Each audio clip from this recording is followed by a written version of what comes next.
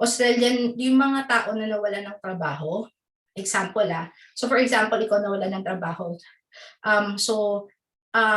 And kunyari, nawala ka ng trabaho, Australian government would give you $1,500 for fortnight. So, i-multiply mo yun sa 37 pesos. So, siguro mga 55,000. I'm not sure about my math. But, yun, sa'yo yun, maski hindi ka nagtatrabaho, para lang mabuhay ka. So, 1,500 times 37, that's 55,000 pesos per fortnight ang ibibigay sa'yo ng Australian government. And para kunyari, syempre may mga business na hindi naman, kaya pa rin naman nila mag-open, di ba? Binigyan din ng government yung mga businesses ng ganung amount para ipasweldo sa mga empleyado nila para hindi sila mabankrupt. So, ganun talaga yung suporta ng Australian government. Which is siguro sa Amerika, meron sila pero one-time payment lang. Ito, simula ng pandemic hanggang actually March 30. So, ibig sabihin more than a year. Diba? Or a year na sinusuportahan ng Australian government itong mga tao na nawala ng trabaho para hindi sila maghirap, hindi sila magutom. So, yung mga community pantry, meron din nun dito, pero yun, eto, diretso sa account mo and you would be able to use it in any expense that you might deem needed. So, example ito ng housing ko sa Australia. So, ito is based on the ABS survey, so Australian Bureau of Statistics survey noong September 2020. So, this is during the pandemic. So, even during the pandemic, ang weekly housing cost is $305 per week. So, that's 11,000 pesos. So, it looks mahal, mataas, kasi syempre diba 11,000. Tapos per week, so 4 na linggo, so mga 44,000 isang buwan. But if you can see yung household income, ibig sabihin nito, yung income ng isang bahay, which is nanay, tatay, siguro ganyan, 2,177 per week, ito yung average, which is 78,000. So 11,000 versus 78,000, it's not that bad kung i-compare mo dyan, di ba? Yung gastos mo. So, may matitira ka pa talaga na amount to spend on other expenses. So, ang median household wealth, so ibig sabihin, so around 605,000. So, every household may tumataginting silang 605,000 in assets or in cash, ganyan, or in savings. So, everybody siguro may 22 million. Ganyan. So, may kita mo dito that yung poverty hindi masyadong ramdam even during the time of pandemic compared sa mga ibang bansa, which unfortunately ganun nga yung nangyari.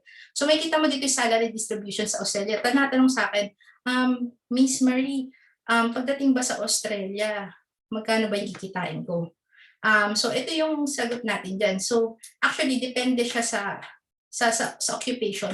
But for this one, this is the average salary. So, average salary, so ibig sabihin, 25% ng tao, so ibig sabihin, ito siguro yung medyo low earning, di ba? So, pag low earning ka, kapag 50,400 AUD ang kinikita mo monthly. So, ibig sabihin nun, kapag ang kinikita mo $156,000 pesos per month, nasa below ka ng income earners. Sa atin, 156,000. Sino sa atin nag-earn ng tayo ba, average ba natin yun? So, it's actually yun. Makikita mo din yung difference talaga working in Australia. So, that's just for one person. What if dalawa kayo nagtatrabaho? So, kung magmamigrate ka dito sa Australia, and at least kung nandun ka sa below 25%, kung dalawa kayo nagtatrabaho, meron kayong 300,000 per month. So, yun yung projected income ninyo. And this is based on salaries from different industries and different experiences. Ito yung average. And then, ito yung 50%, kung normally 50% siguro. Yun ang i-goal mo na mapunta ka sa 50% earning. So, you should be earning 89,000. So, that's 275,000 per month per person. So, kung dalawa kayo, mag-asawa kayo nagtatrabaho and you're both earning at least 50% ng Australian population na salary, you should be earning around, math na naman to, basta yun, yan, sige, kaya niya, 550. So, yan. So, yan yung kikitain ninyo. So, In 2 months, milyonaryo na kayo, di ba, sa Australia. Pero syempre may mga taxes pa and all. But that is like, ito yung swelduhan sa Australia. Yan. So, ito, I'll just go through it like, and you can look at for your occupation here. And this is the salary yearly to. So, depende sa occupation nyo, may kita mo dito ano yung mga salary. So, syempre, may mga ano dyan, parang, depende sa kunya, syempre manager ka, mas malaking sweldo, di ba? Tapos, so may kita nyo dyan yung iba't ibang levels ng salary. So ito yung sa IT, business planning, so ito yung sa mga IT rin to eh. Tapos engineering, construction, tapos customer service. Yan, so makikita mo dyan yung mga average to ng sweldo. Pero yan, so yun yung average. So ito naman yung for accountants, administrative assistant, ito tourism. So kung ano ka, actually ang ganda pala maging dentist sa Australia, no? 214,000. So tapos so ito yung average siya. So it doesn't mean na ito lang yung kitain nyo. So actually normally level entry to eh. So na sweldo, I mean siguro level 1, not really level entry kasi syempre pag hotel manager ka na. So ito yung mga sweldo. So I know that several nurses are earning more than 72,600. So this might be really just the average. So yan yung mga ano. Tapos next is ito yan yung mga iba pang mga swelduhan. Yan. Yan. So actually, makikita mo dito that teachers are being paid okay kumpara sa Pilipinas. Sa Pilipinas talagang sobrang baba ng sweldo ng mga teachers. And yeah, as I mentioned, minimum lang, ay hindi siya masyadong reflected talaga ng sa tingin ko mas mataas pa. Especially, I know people are earning more than these amounts. So, yan. So, okay pa ba kayo? So, next is Australian education system. So, makikita natin dito that education in Australia. So, a lot of you have mentioned about your children. So, what's good with Australian education system? So, kapag permanent resident ka or citizen, Australian education allows your children to have free government primary and secondary education. So libre siya.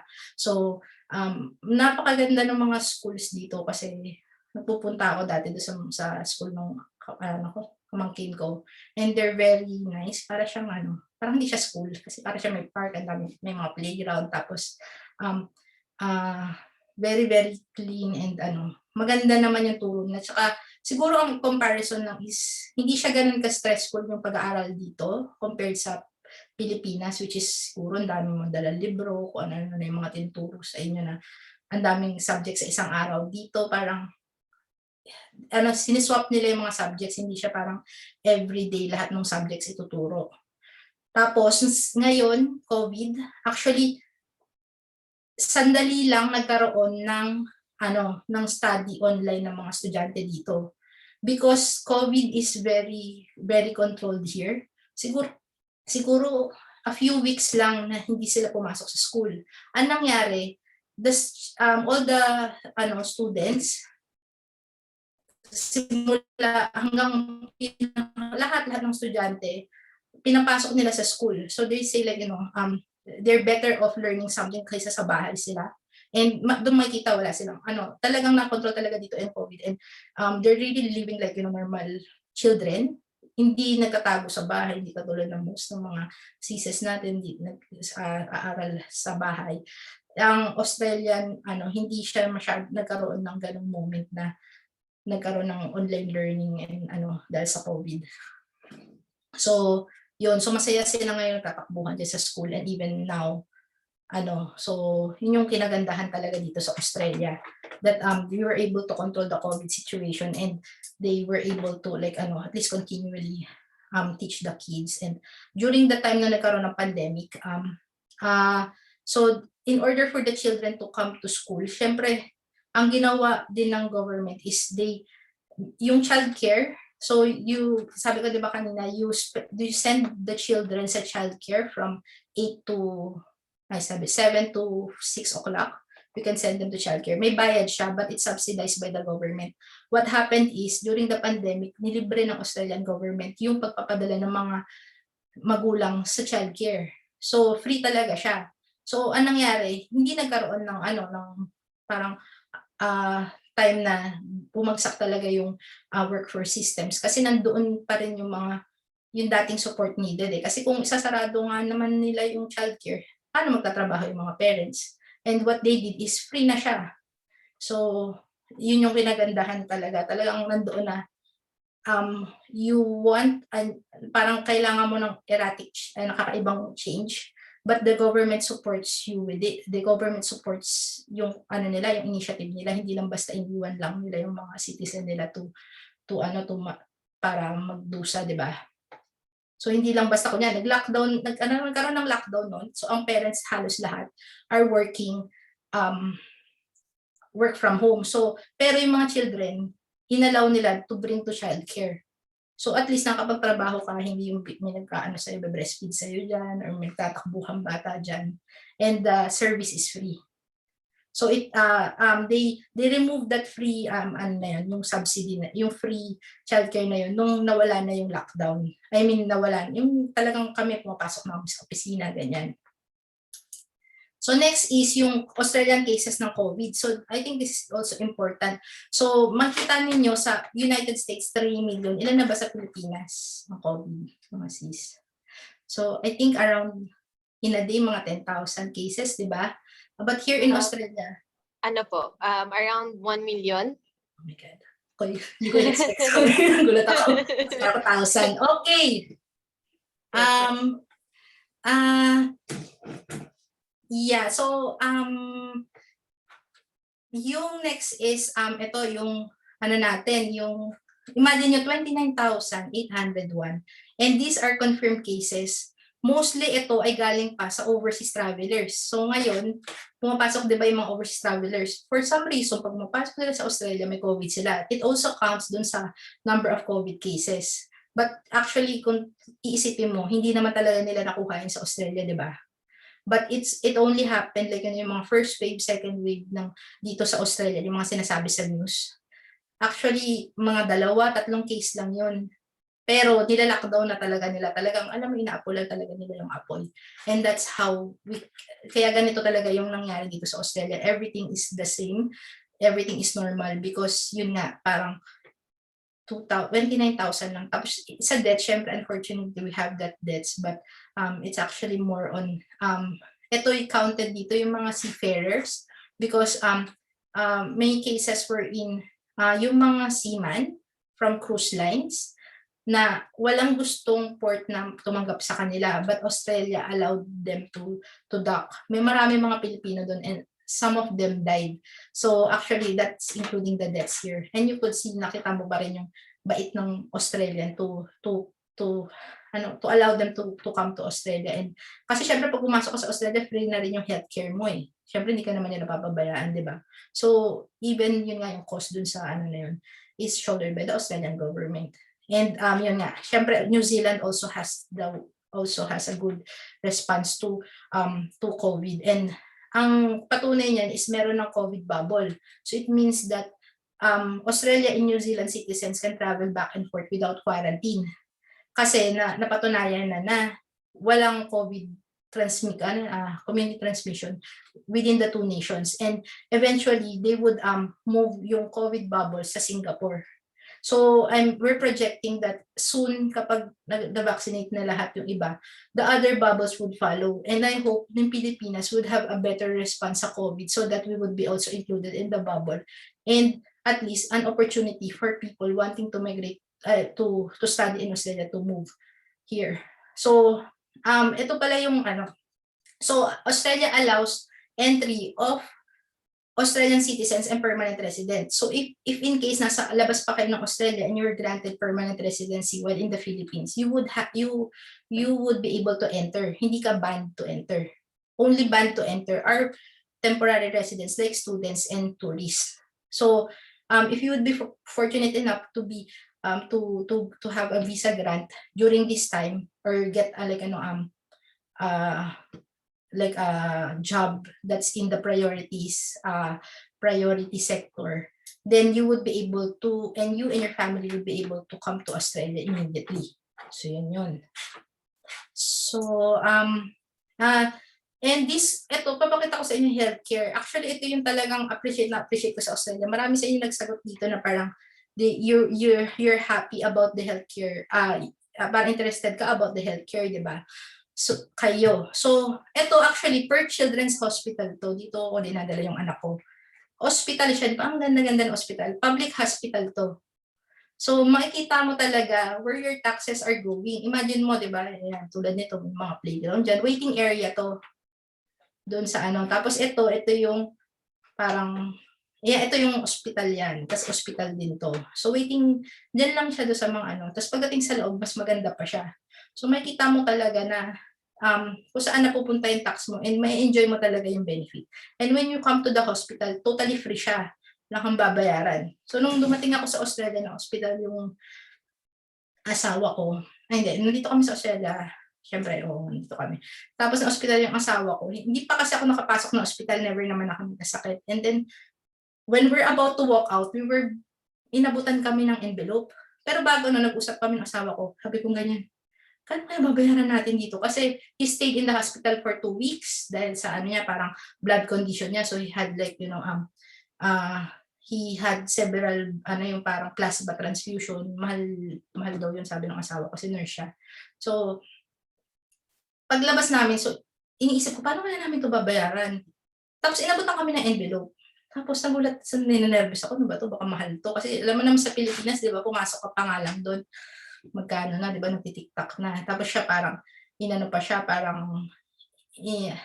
in-isolate pa siya, so may sarili siyang room and all in the public hospital. Tapos, nung pag-open ko ng envelope, akala ko parang bill siya or something, hindi na kami makakalabas.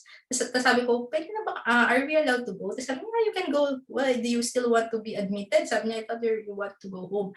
Tapos, dahan-dahan kami naglalakad, naisip ko, pipigilan ba kami, mag-aano ba ng bill sa amin or something. Tapos hinabol yung envelope. Tapos pagtingin ko sa envelope, so sa kotse ko na lang namin siya binuksan. Pagbukas namin sa kotse, ano siya, prescription pala siya at saka gamot. So, tapos yung discharge, parang letter. So actually, wala talaga siyang bayad. So parang, hospital ka na nga, pinakain ka na nila, nanoan na doon, inalagaan ka nila for 2 weeks. Sarili mong room and all. Tapos may pahabol pa na libreng gamot for the 2 weeks na So nakakatuwa siya. Nagulat ako. Tapos actually another just sharing to you.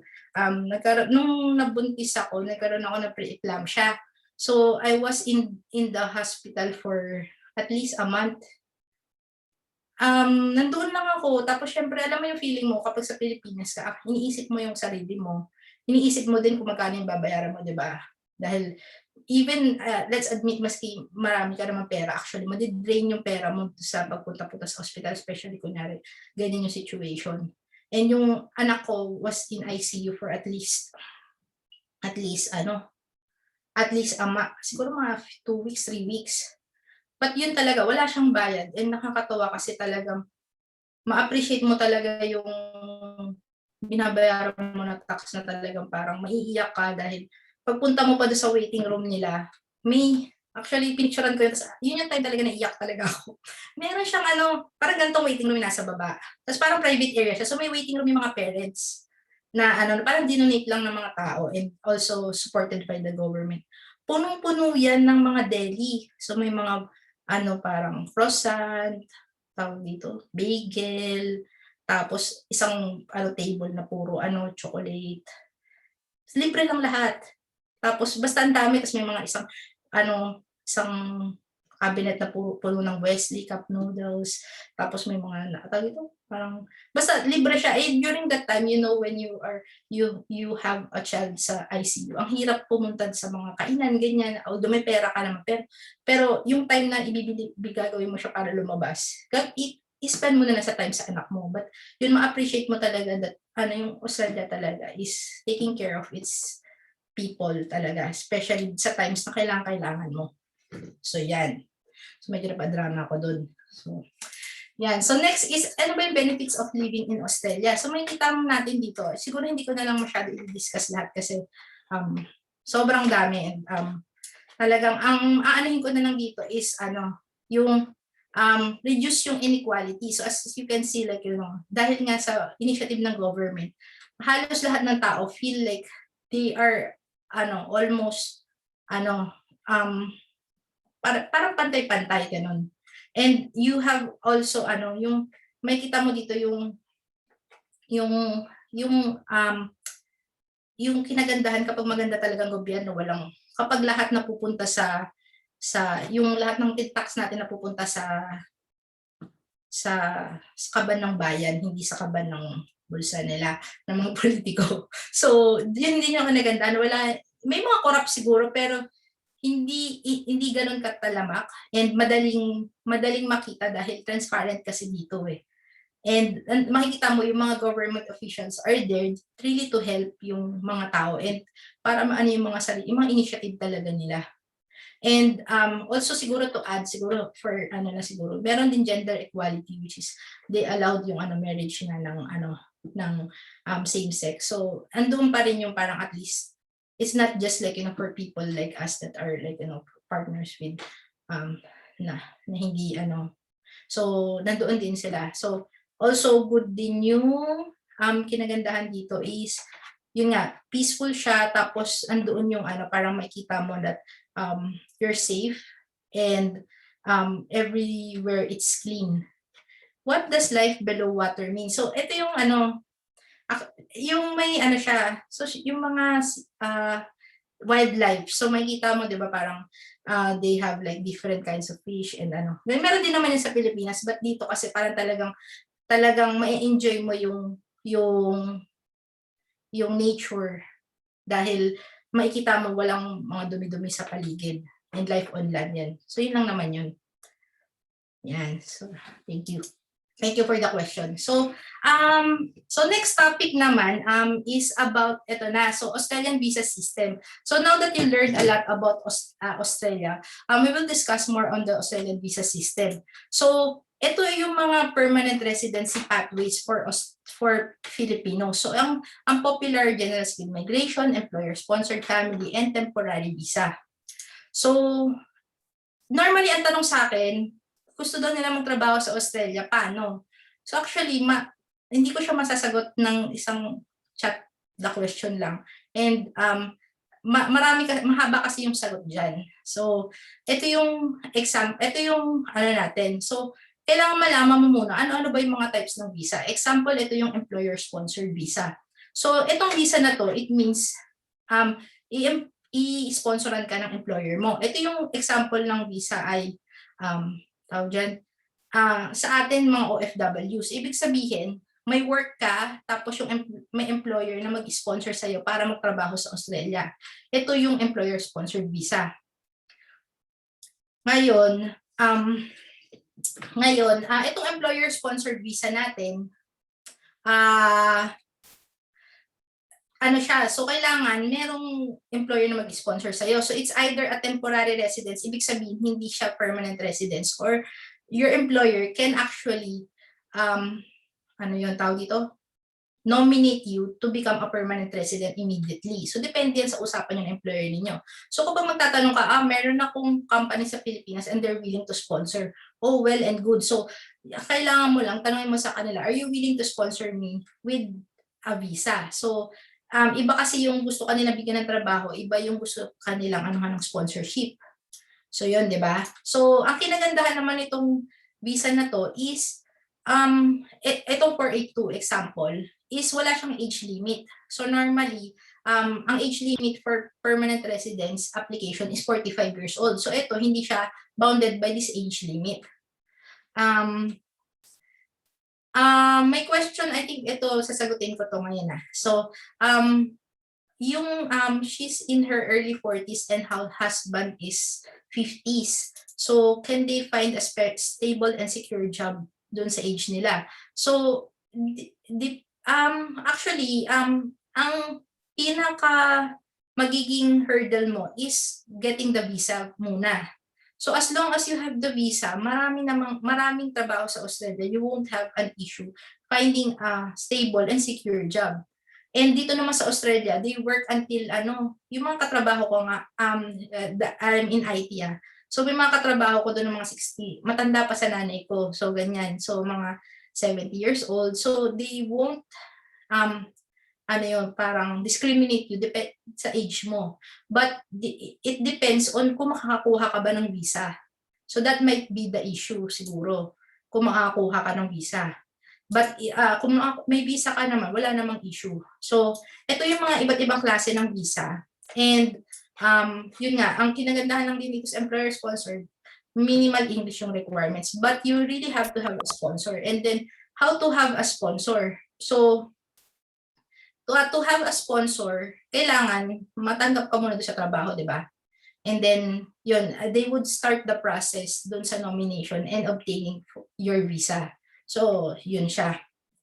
So, a lot of Filipinos here migrate using that visa, especially yung mga engineers, yung mga parang welder, especially yung mga trades, yung mga ganyan. So, they bring their family with them. So, yun yung kinagandahan niya sa Australia compared sa other countries. Because in Australia, you can also bring your family with you. So, yun. So, next naman that we will discuss is about general skilled migration. So, actually, ito yung end goal ng mga tao na visa. So, ito yung visa depending on your skill. So if you're skilled in if you're skilled and then if you have enough points to apply to get invited for permanent residency, then pwede ka mag-apply sa visa nito. So may iba't ibang klase. I would just discuss briefly, and I think this is the most ito yung sa tingin ko na pinaka applicable sa ating mga Pilipino and sa inyong mga NaWis. So, yung 189 visa, ito yung skilled independent visa. So, direct PR ka. So, ibig sabihin, pagdating mo sa Australia, permanent resident ka na. Kailangan mo na employer? Hindi. So, pagdating mo dito, kunyari, nag-apply ka, ang occupation mo, you're an accountant. When you come to Australia, because you're a permanent resident, you can do anything. So, kung gusto mong, maging, welder or something, kung gusto mag-change ng career, walang kaso kasi you're a permanent resident, you can do anything. Pwedeng magtrabaho, pwedeng So, it's not tied up to the work that you're doing. But when you apply, it's important what work are you doing. So, limited lang yung occupation sa kanya. Syempre, hindi naman buong mundo kaya kailangan immigrate ng Australia papunta sa, kailangan ng Australia. So, may mga occupation lang na mahalaga para sa kanila, which I will discuss in the next slide. So, limited yung occupation. Tapos kaso ito, mataas yung points kasi sobrang dami nag-apply. Imagine, kasi migration nga siya, di ba? So, they will invite everybody in the world. So, you have to be very competitive. So, syempre, di ba, hindi lang naman ikaw ang nag-iisang business analyst sa buong mundo or software engineer, but you have to be scoring high. Ang points needed, we have a question here. Points needed is 65 to lodge an expression of interest. Pero with the high points, right now, ang nai-invite at least 90 points. So next is yung skilled nominated visa. Skilled nominated visa, ito yung visa natin na yung state baback-upan ka nila to give you additional points. But you have to stay on that state and live there. Ngayon, ang kinagandahan sa kanya, syempre may additional 5 points ka. Tapos mas marami yung occupation sa listahan, hindi siya limited. Mataas din yung points niya, pero ngayon, since we're getting a trend that they're doing more of the nomination para sa mga tao onshore. So, ibig sabihin yung mga tao na nasa Australia. Yan. So next is 491 visa. Ito temporary naman siya. So ito temporary resident siya. So 189 and 190 pagdating mo sa Australia permanent resident ka na. Ang 491 pagdating mo sa Australia hindi ka pa permanent resident, temporary resident ka. Pero pathway siya sa PR.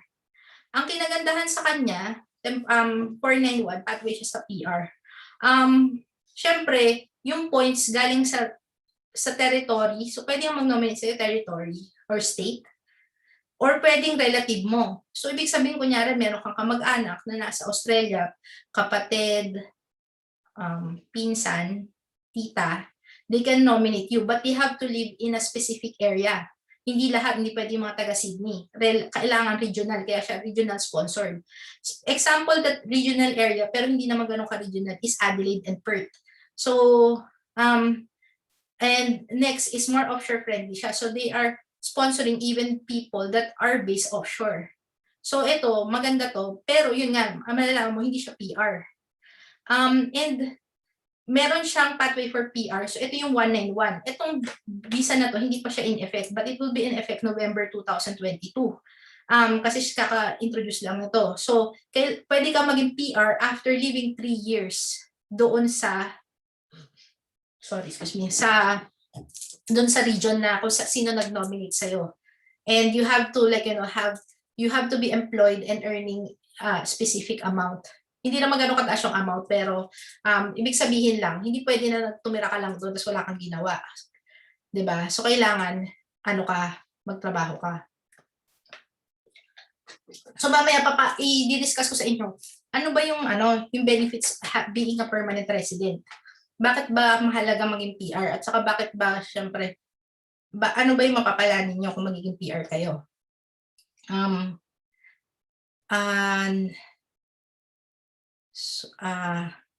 Yan. So, I will tend to your questions later after the meeting. So,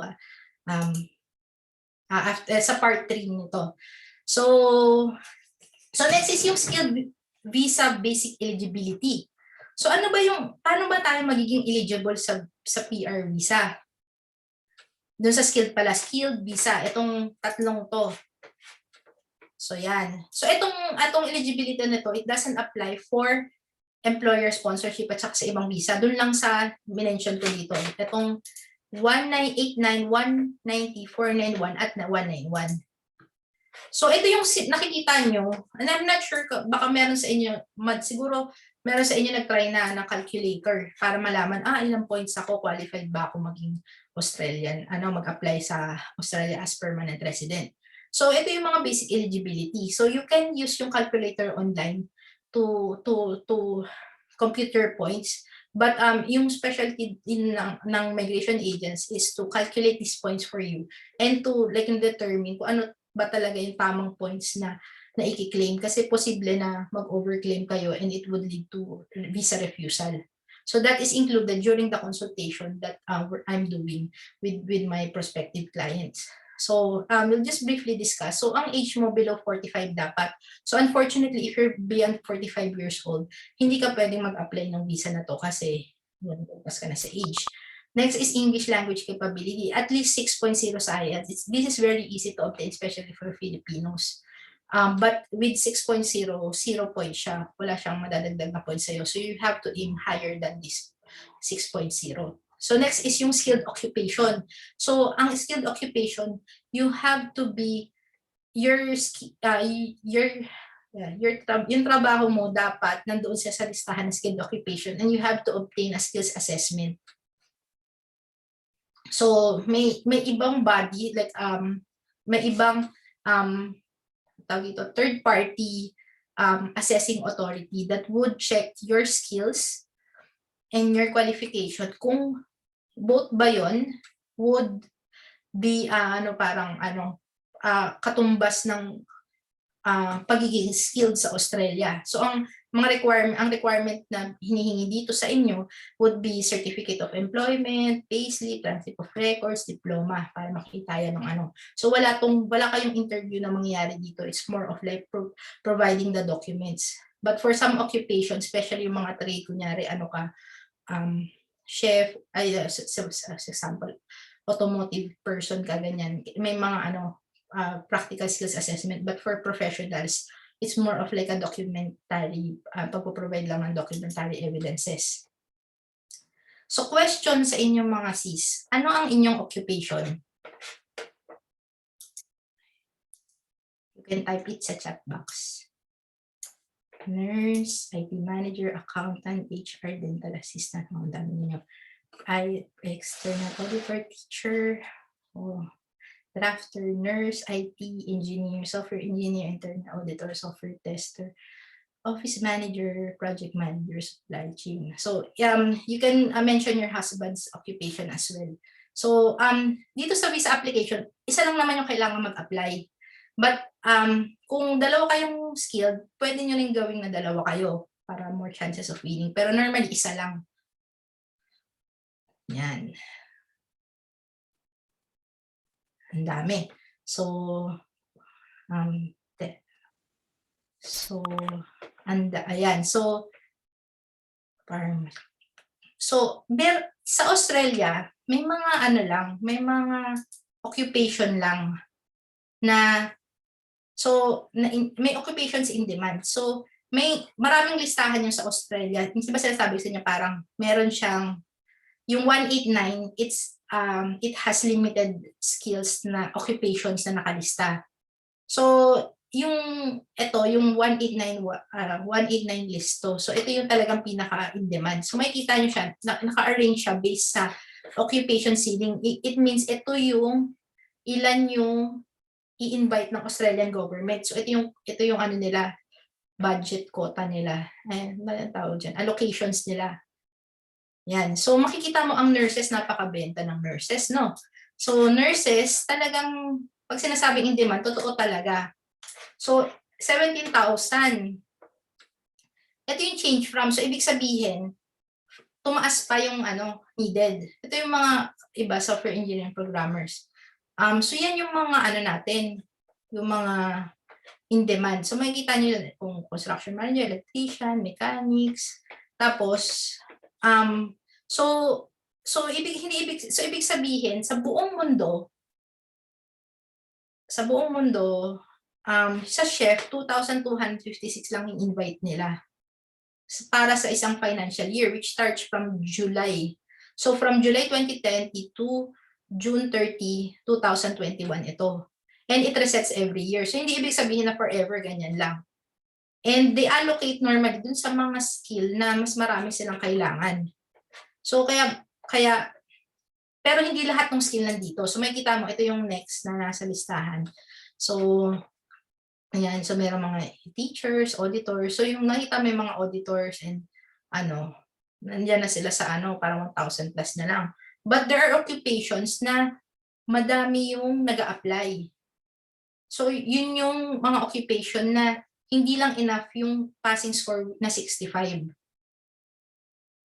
Yan. So yan yung problema natin ngayon.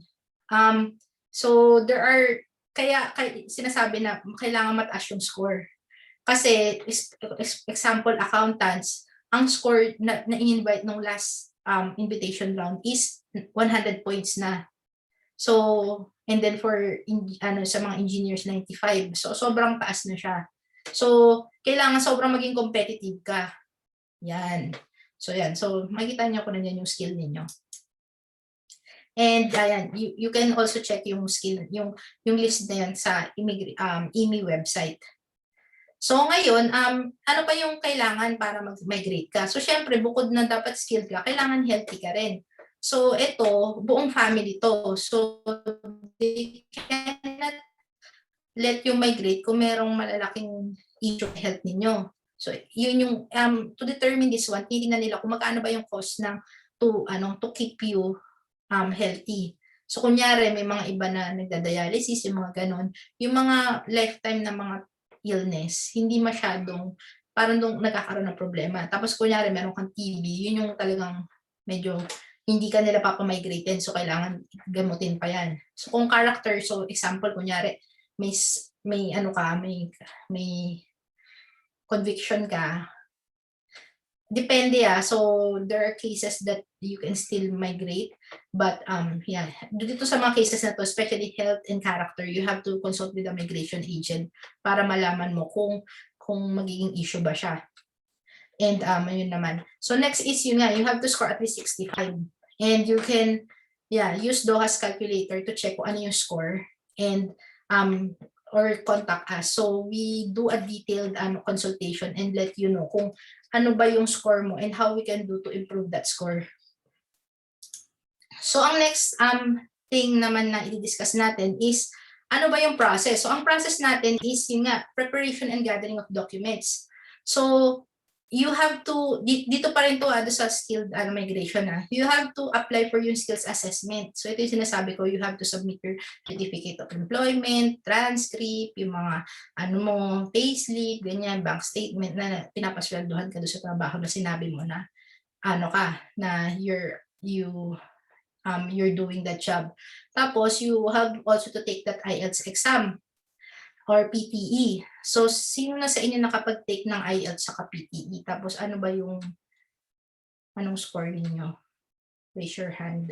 Raise your hand sino nakapag-take ng IELTS or PTE. Yan. Ang dami. Teka, mga natin. So, may madami din naman na nakapag-take na ng IELTS or PTE. So actually, siguro ito yung pinakaunang step. Ay, sorry, nag-back. So ito yung pinakaunang step to do. Even if nag-iisip pa lang kayo kasi it's actually like, depending sa skill niyo, kailangan, depende sa skill niyo sa English, minsan hindi siya lang isang take para makuha mo yung desired score. So kung gusto mo lang na passing yung 6 na band, madali lang naman makuha yun kung Pilipino tayo kasi yung skill natin parang pang 6. Pero kung gusto mo makuha yung band 8, yung pinakamataas, superior English, kailangan may preparation ka para hindi ka magpaulit-ulit kasi magkano din siya, 11,300 approximately yung IELTS. So or PTE, parang ganyang presyo din. So you have to be prepared, di ba? And ayaw mo naman sayangin yung pera. So ang validity ng IELTS, may question tayo dito, it's 3 years ang validity. Tapos sabi naman ni Miss Risa, ano daw yung prerequisites ng is English exam prerequisite. So sa ibang occupation, it's a prerequisite. Example is accountants and engineers. It's required for them to take the English exam when they apply for skills assessment. Yun. Ang OET pwede din siya. So may mga iba't iba palang mga exams. So it's not just IELTS and PTE. Meron din OET, meron din TOEFL.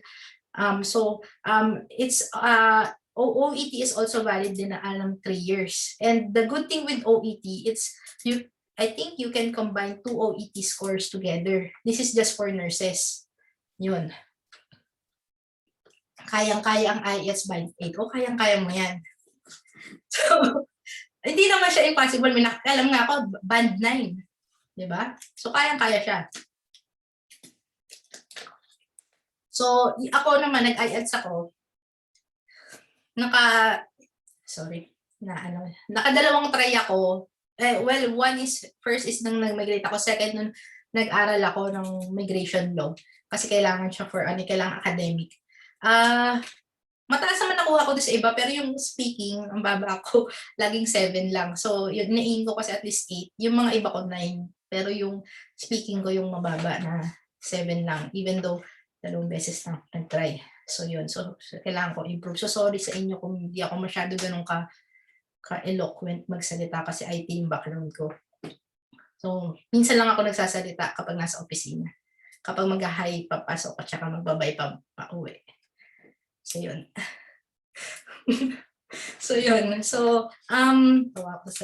Tapos, next is yung expression of interest. So, meron na tayo itong dalawang document. So, approximate cost ng skills assessment is around $500.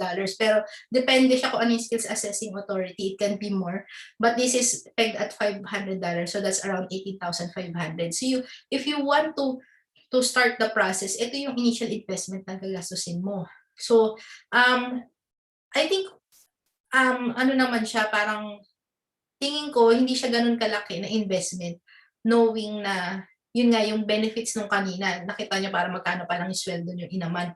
Actually, ilang araw mo lang itong aanuhin kung nandito ka na sa Australia, di ba? Itong 18.5 at saka 11.3.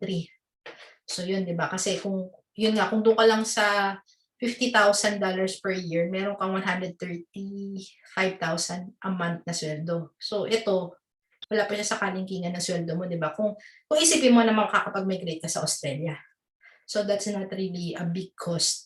Ang next is yung EOI. So once you have these two documents, you can submit an EOI. Ang tawag dito, expression of interest. So yung mga iba sa ating mga sis na kapag apply na ata ng ganito or they're already looking into this process, this is a free application. So online siya. And you have to put in your application and then napupunta ka doon sa pool ng mga tao na nag-apply. And then pipiliin kayo based doon sa score and doon sa time of application. So you have to be very,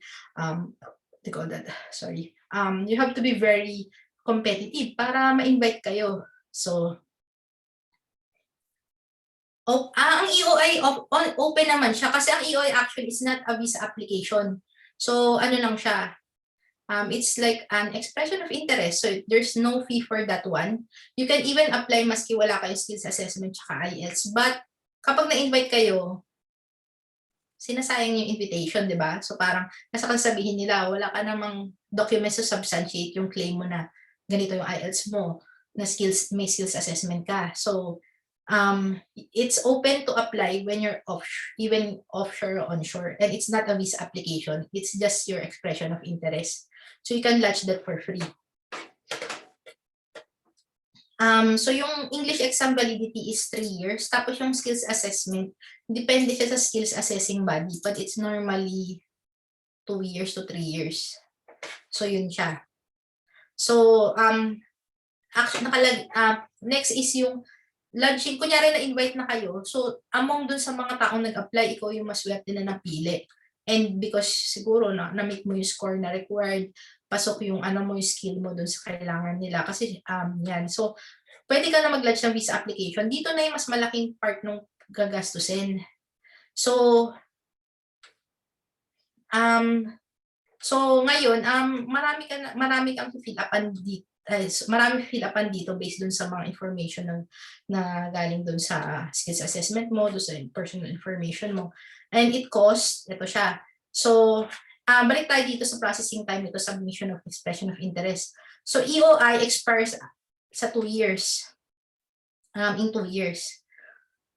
So, ibig sabihin, pag hindi ka na-invite in 2 years, mag-expire na yung EOI mo. So, kailangan mo mag-lodge ulit. So, pwede ring, kunyan, nag-lodge ka ngayon, sobrang taas ng score mo. Within 1 month, ma-invite ka na.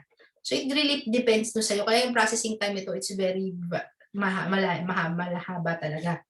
Whereas ito sa visa application naman is 10 to 18 months. This is based on the processing time sa Department of Immigration. So, average processing time nila to. And the visa fee, ito yung singil ng gobyerno para mag-lodge ka ng visa. It's $4,000. So, ang equivalent nito is 150,000 pesos sa main applicant. So, ibig sabihin, kunyari, si Javi ang mag-apply, ito yung visa fee niya. Kung gusto ka niyang isama,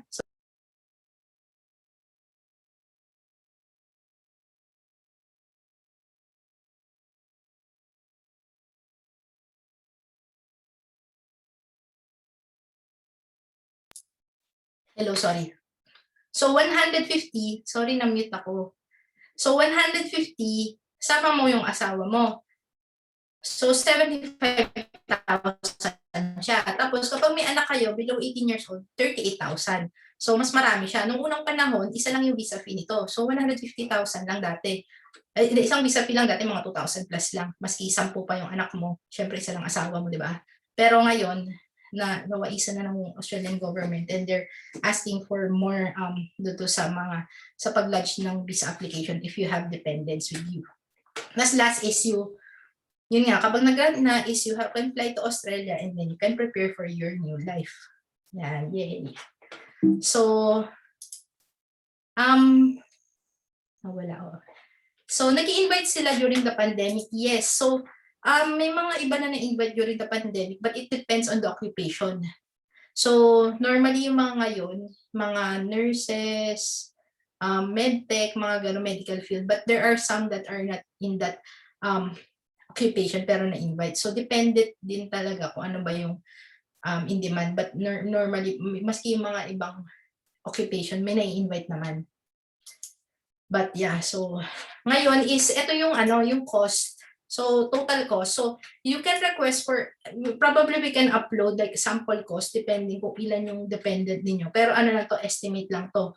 So ang estimate natin is yung visa application, this is for one so it would total up to 312,065. This is if you have only isa lang yung mag-a-apply. And our professional fee is in 4 equal installments, depende dito sa na to. So bago magsimula yung process, we would get the professional fee to process your visa, and it starts at 333,000 per installment. Tapos I also applied a $200 discount for NaW members. So, and then if you think that you can find a cheaper quote, then you can provide us that quote, and then we can price bid that. But ito yung estimated na gagastusin ninyo. This is just for one applicant, 312. I think if kung mag-asawang around 450,000 ganyan, 400,000. So, and yun nga, kung ikukumpara mo naman siya, kikitain mo sa Australia, it's very, very reasonable, and actually, mamaya di-discuss ko pa ano pa yung mga benefits. So ngayon, mamaya ako sasagutin yung mga questions, pero yes, you have to, question ni Christoph is about getting, kailangan ba ma-invite muna bago mag-lodge ang visa? Yes, so you cannot lodge your visa even kunya may pambayad ka na ganyan. You have to be invited. So kailangan talaga crucial yung invite, and you have to have the correct score to get an invite. So last na is yung temporary visa. So may mga nagsasabi, okay. So ito yung mga temporary visa. Ibig sabihin nito, hindi ka permanent resident. Nandito ka lang temporarily. Depende sa reason. So una yung student visa, ito yung pag mag-aaral ka. Tapos pag graduate ka, ang tawag dito temporary graduate. Tapos pwede din naman maging turista ka. So discuss natin yung question. Ito yung normal na question ng mga tao. So ang question ng mga tao is, will I become a permanent resident if I study in Australia? Ano sa tingin niyo sagot dyan? You can type in the chat box. Siguro mahirap yung tanong. So actually, mahirap siya sagutin. So when you study in Australia, it's hindi siya guarantee na magiging PR ka. So kasi 'di ba yung nakita niyo yung kanina na residency. So kailangan mag-apply kay 189, 190, 491 or either maging employer sponsored ka. So hindi naman ibig sabihin na nag-aral ka, may fast track ka na, bigla ka na magiging pwede ka na mag-citizen. Makakatulong siya to gain yung points needed, but it's not really a fast track pathway para maging PR ka diretso. So papakita ko sa inyo yung flow. So actually eto mahalagang maintindihan niyo siya bago kayo mag-decide to study in Australia if you want to study to gain permanent residency. Pero may mga iba naman nag-aaral kasi gusto nila mag-aral. So, huwag nyo naintindihin to. So, kung ganun yung interest nyo. But if you want to study, to obtain permanent residency, you have to understand kung ano ba yung importance ng kung ano yung aaralin nyo, tsaka kung paano ba siya makakatulong. Diba? So, first, yung student visa. So, kailangan, para magamit mo siya for permanent residency, para makatulong siya sa'yo, kailangan dapat 92 weeks yung course.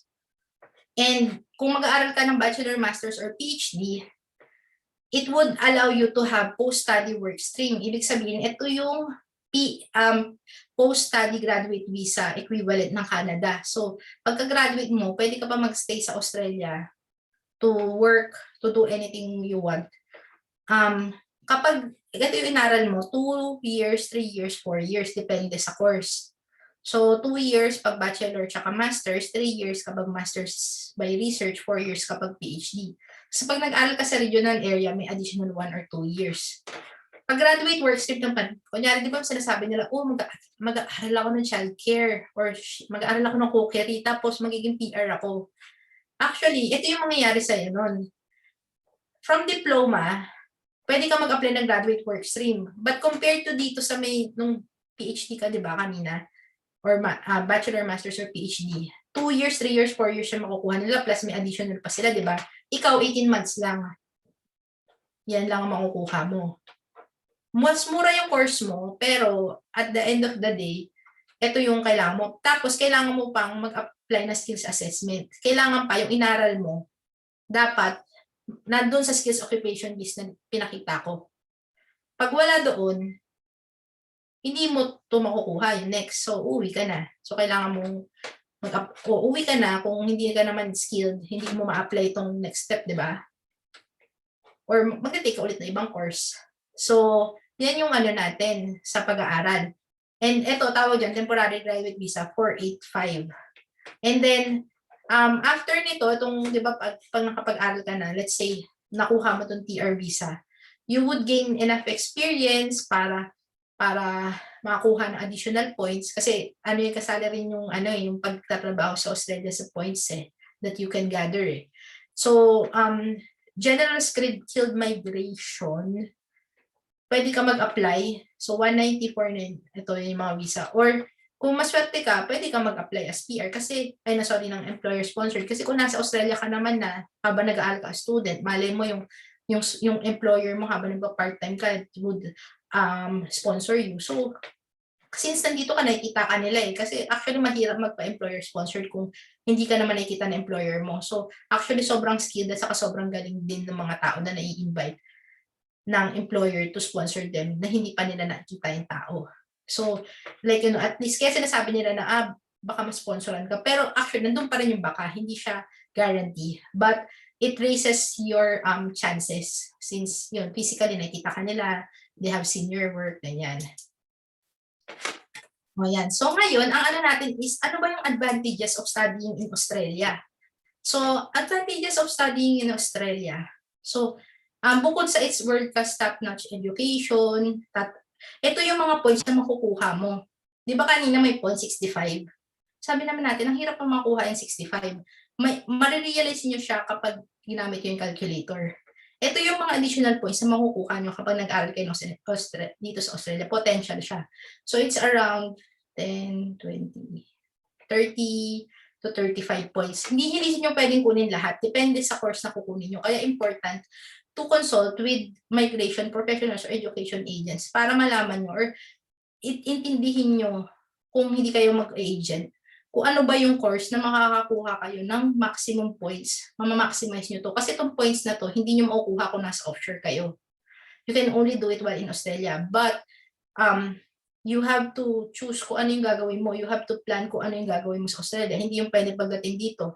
Nakalagay dito, di ba, work experience in Australia. Kailangan yung work experience is relevant to your occupation. Hindi pwede na gusto mo lang dyan na magtrabaho sa, gusto mong mag-barista or something. Hindi naman siya skilled occupation. Hindi naman yung inaral mo, di ba? So, kailangan, tanungin mo din yung activities mo bukod dun sa aaralin mo. So, yan yun. So, next is yung priority nung state or regional sponsorship. So, yun, kapag recent graduates ka, meron ngayon, yung sinasabi ko sa inyo lately na, yung trend is, they invite yung mga tao na onshore. So, mas priority ka kung graduate ka sa state na yun. Kunyari, ako, graduate ako ng Western Australia. Posible na makakuha ka ng regional sponsorship. Pero syempre, depende pa yun kung ano yung demand. So, kailangan, tignan din natin, titignan mo din, pag bago ka mag-aaral, kung in demand ba inaaral mo doon sa state na yun. Kasi posible na in demand dito sa Western Australia, pero hindi in demand sa kunyari, nasa Adelaide kayo, tapos doon ka mag-aaral. So, dapat mamili ka kung saan yung tama. So, ito yung mga pwede mong gawin. You work, so, di ba sinasabi nila na parang, yung sa mga ads namin is work, study, live in Australia. So, you can work in Australia while you have that visa.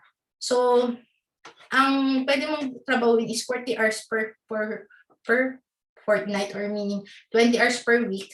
Tapos, kapag master's by research or PhD, wala kang work restriction. Tapos kapag study break, break, walang work restriction. Tapos, kapag yung ano mo, kunyari, si Mr. yung mag-aaral, ikaw, hindi ka mag-aaral, pwede ka rin magtrabaho. Pareho rin kayo ng work rights, 20 hours per week. Pero kung mag-aaral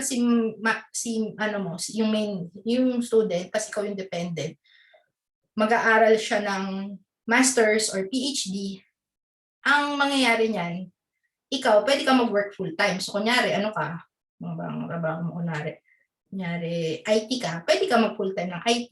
Tapos, si husband mo, pwede siya mag-aral. Tapos, kunyari, master's in IT, kukunin niya yung normal na master's. Pwede kang mag-aaral. Tapos, yung isa full-time magtatrabaho. Kasi ikaw part-time, pwede hindi ka magtrabaho, pwede part-time. Pero at least, walang work restriction. Ito yung pinagandahan nitong program na to. So, plus makukuha mo yung yung post-study work visa na mas matagal siya, which is yung dito nga. So, ito, makukuha mo yung 2 years to 4 years.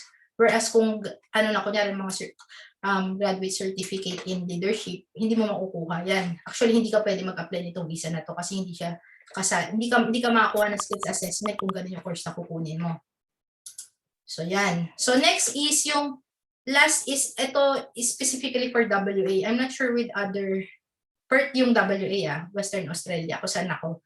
Free yung primary and secondary education para sa dependents ng masters. So, kung meron kang anak na nag-aaral ng elementary, high school, 5 sila, ganyan, tapos mag-aaral ka dito, libre na rin sila mag-aral. So, may kita mo yung savings na makukuha mo doon and yung quality education din na makukuha nila habang nag-aaral ka na masters or PhD. Yan. Yan pinagandahan. So, maski hindi ka pa PR, makukuha mo na yan. Itong benefit na to. So, yung next natin is, how can your family members migrate to Australia? So, may nagtatanong kanina kung mas mataas ba yung chance ma-invite kung may relative sa Australia. So, ito yung natin, ito yung mga visa, yung family visa. Ito yung based lang sa relationship nyo sa isa't isa. So, ngayon, ito yung mga allowed na tao na pwede mong i-petition. Ito yung, di ba, term sa America, petition. So, ito yung partner visa, child visa, parent visa. So, makita mo limited siya. But, naalala niyo yung kanina 491 visa, yung regional. If you live in a regional area, you can sponsor a skilled worker and that person would gain 15 points. So, yun. Basta PR ka or citizen. Yan. So, ito yung mga visa na available for family. But if you're, kunyari, a student, kunyari, gusto mong isama yung, pwede mo namang isama yung family mo. Ano ba yung, may question tayo na kung pwede mo daw isama yung family where you're a student visa. Yung family, ibig sabihin, anak, asawa, yes, definitely, you can bring your family with you while you're on student visa. Yun. Yun din yung nagandahan sa Australia kasi yun nga, gusto nila magkakasama ang pamilya. Diba? As what I mentioned earlier sa mga slides ko. Tapos, ano ba yung impact ng COVID-19 sa Australian migration? So, ito yung impact niya is they allow processing and travel exemption para sa mga occupation na to. So, ito yung sinasabi ko na para mas hindi PR tong mga to, they can come to Australia. So, may nagtanong kanina na doctor. So, if you're a doctor and if you're registered in Australia, then you can come to Australia and probably get employer that would sponsor you. Maraming ganitong cases ngayon na nagpupunta dahil sa may mga shortage din talaga dito na nurses. And you can have travel exemption. Nandito rin yung mga developer, programmer, software engineer, social worker, maintenance planner. So, it's not the end for IT occupations. Nandiyan naman siya. Tapos, ang border closure natin is only for temporary residents. Hindi kasali ang Australian citizens at permanent residents. So, ibig sabihin, kung ako Pilipinas ako, gusto ko bumalik Australia, I can come back anytime. Ikaw, kung nag-grant yung visa ninyo, buong pamilya ninyo, anytime during the pandemic, you can come anytime. Pero going out is another story. So syempre, ayaw naman nila na labas-masok ka din, di ba? Ginugulo mo yung quarantine system.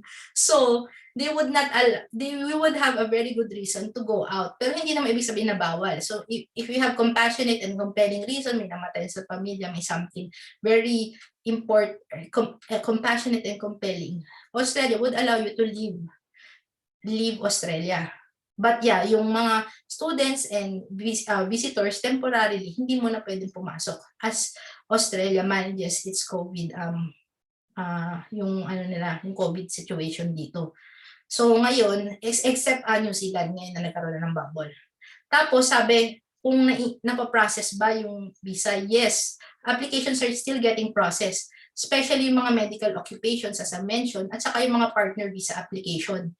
So they're being prioritized. Yan nga, yung mga yan.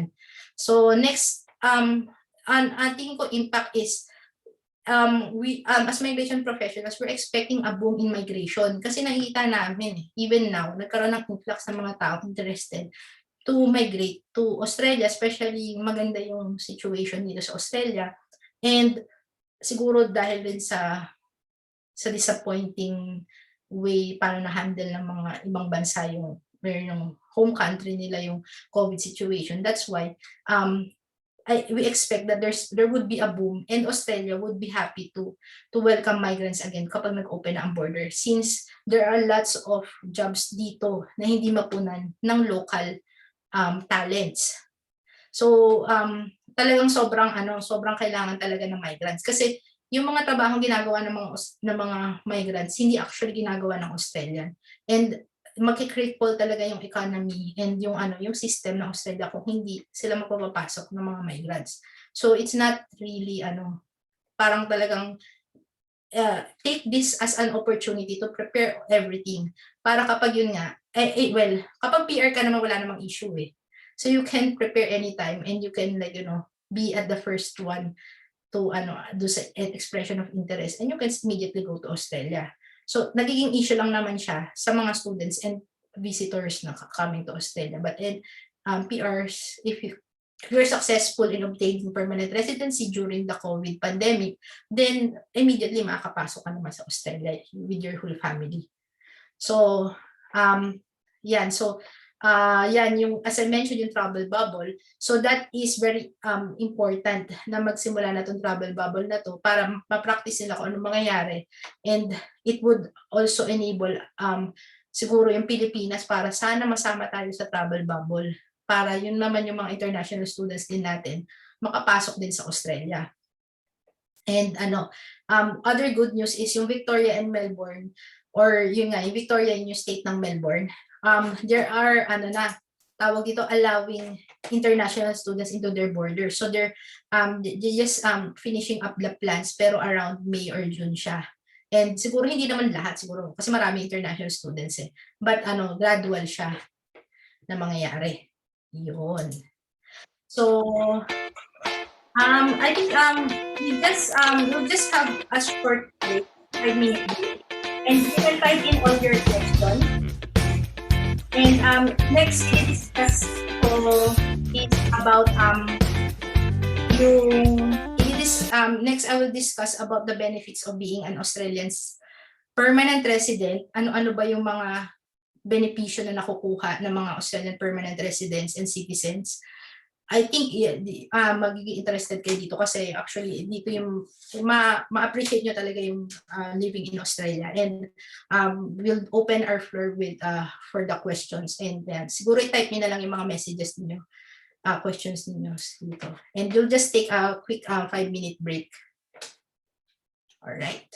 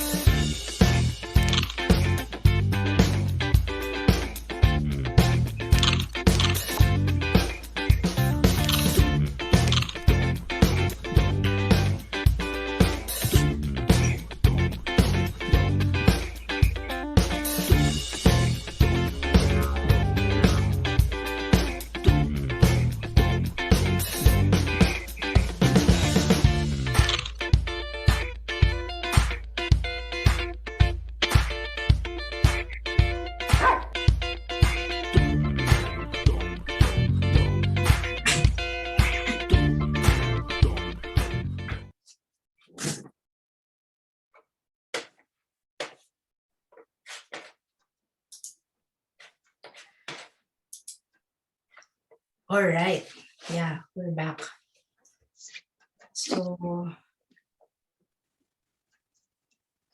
Yeah. So everyone, I would like to remind you all that please take a screenshot of this webinar and send it to our take a screenshot of this webinar and take a screenshot of you liking our page and our other social media if you want to, and send it on our email at hello@msaimmigrationaustralia.com.au. So we will be typing that on our chat box by the end of this webinar. So please stay tuned on that one. So Miss Marie, would you like to continue?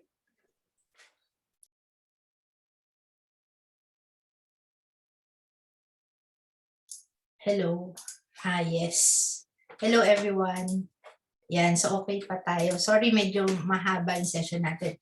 So, ito yung so kanina pa ako PR ng PR. So ano ba yung benefit ng magiging PR? So, alam natin that when you're a permanent resident, that you can live and work in that country kung saan ka permanent resident. So pwede for Australian permanent resident, ang ano niya is you have all of the benefits of an Australian citizen except voting. Yun yung ano natin, yung usual but there are other entitlements that are mostly all the entitlements available for Australian citizens, available din siya sa mga permanent resident. Kaya actually yun yung goal mo, kaya mo minsan gusto maging di ba, PR. So yan. So ano ba yung benefits sa pagiging PR? So as what I mentioned is yung health or Medicare. So what happens is kunyari nanganak ka, wala ka talagang babayaran. So, ibig sabihin, di ba sa Pilipinas, anong nangyayari? We have PhilHealth, pero hindi naman lahat na-cover. So, we have to have a private insurance para i-cover na yung mga expenses. Or, minsan, di ba, maski may private health insurance, hindi pa rin covered. So, ang kinagandaan sa kanya, which is probably, if you can compare this to America, ang America wala siyang socialized healthcare. Hindi ko alam kung socialized ang tawag doon. Basta wala siya yung subsidized healthcare. Dito, kailangan magtrabaho ka doon. Kaya normally, sa kanila, di ba, yun yung goal nila para makuha na yung health insurance sa work nila. Dito, hindi nagbibigay ng health insurance yung trabaho mo. Ang is yung inaasahan nila is sa gobyerno. You can opt to get health insurance, pero ginagamit lang normally siya to reduce your taxes. Kasi may sinasabi dito yung government na if you apply for a health insurance, babawasan nila yung health tax mo. Kasi may additional tax na 1%. Mababawasan yun kapag kumuha ka ng health insurance. Normally, if you take out the health insurance, cheaper pa siya dun sa tax mo. Normally, kunyari, ang sweldo mo malaki, di ba? So, yung 1% ng sweldo mo malaki yun, di ba? So, kung kukuha ka ng health insurance na below that amount, then okay lang din. And ang inanong naman sa health insurance is, pwede ka mapunta doon sa private na hospital. Pero, na-compare ko, napunta ako dito sa private na hospital. Actually, ang layo ng nila, maganda yung public nila dito. Yung private nila actually, ang hindi masyado maganda. nakita niyo yung hospital kanina, ang ganda niya. So, ibang-iba talaga compare sa Pilipinas na kapag government, di ba parang hindi masyado maganda. Dito, kabaliktaran. Pag pumunta ka sa private office, may kita mo so-so. Pero pag nagpunta ka sa public na government offices, ang ganda. Same to dun sa mga hospital. So, yun lang naman yung ano niya. So, free siya. So, yun nga, example ko, nung nanganak ako, yun, ang tagal ko sa ospital. Natatawa na kaya yung mga nurse kasi yung mga, nagpapaanak pala dito, midwife.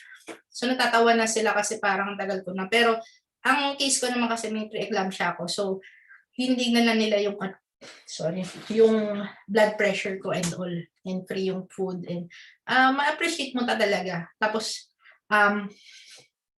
discussion. So yun. So, may nagtanong is, kung advisable bang kumuha ng medical insurance?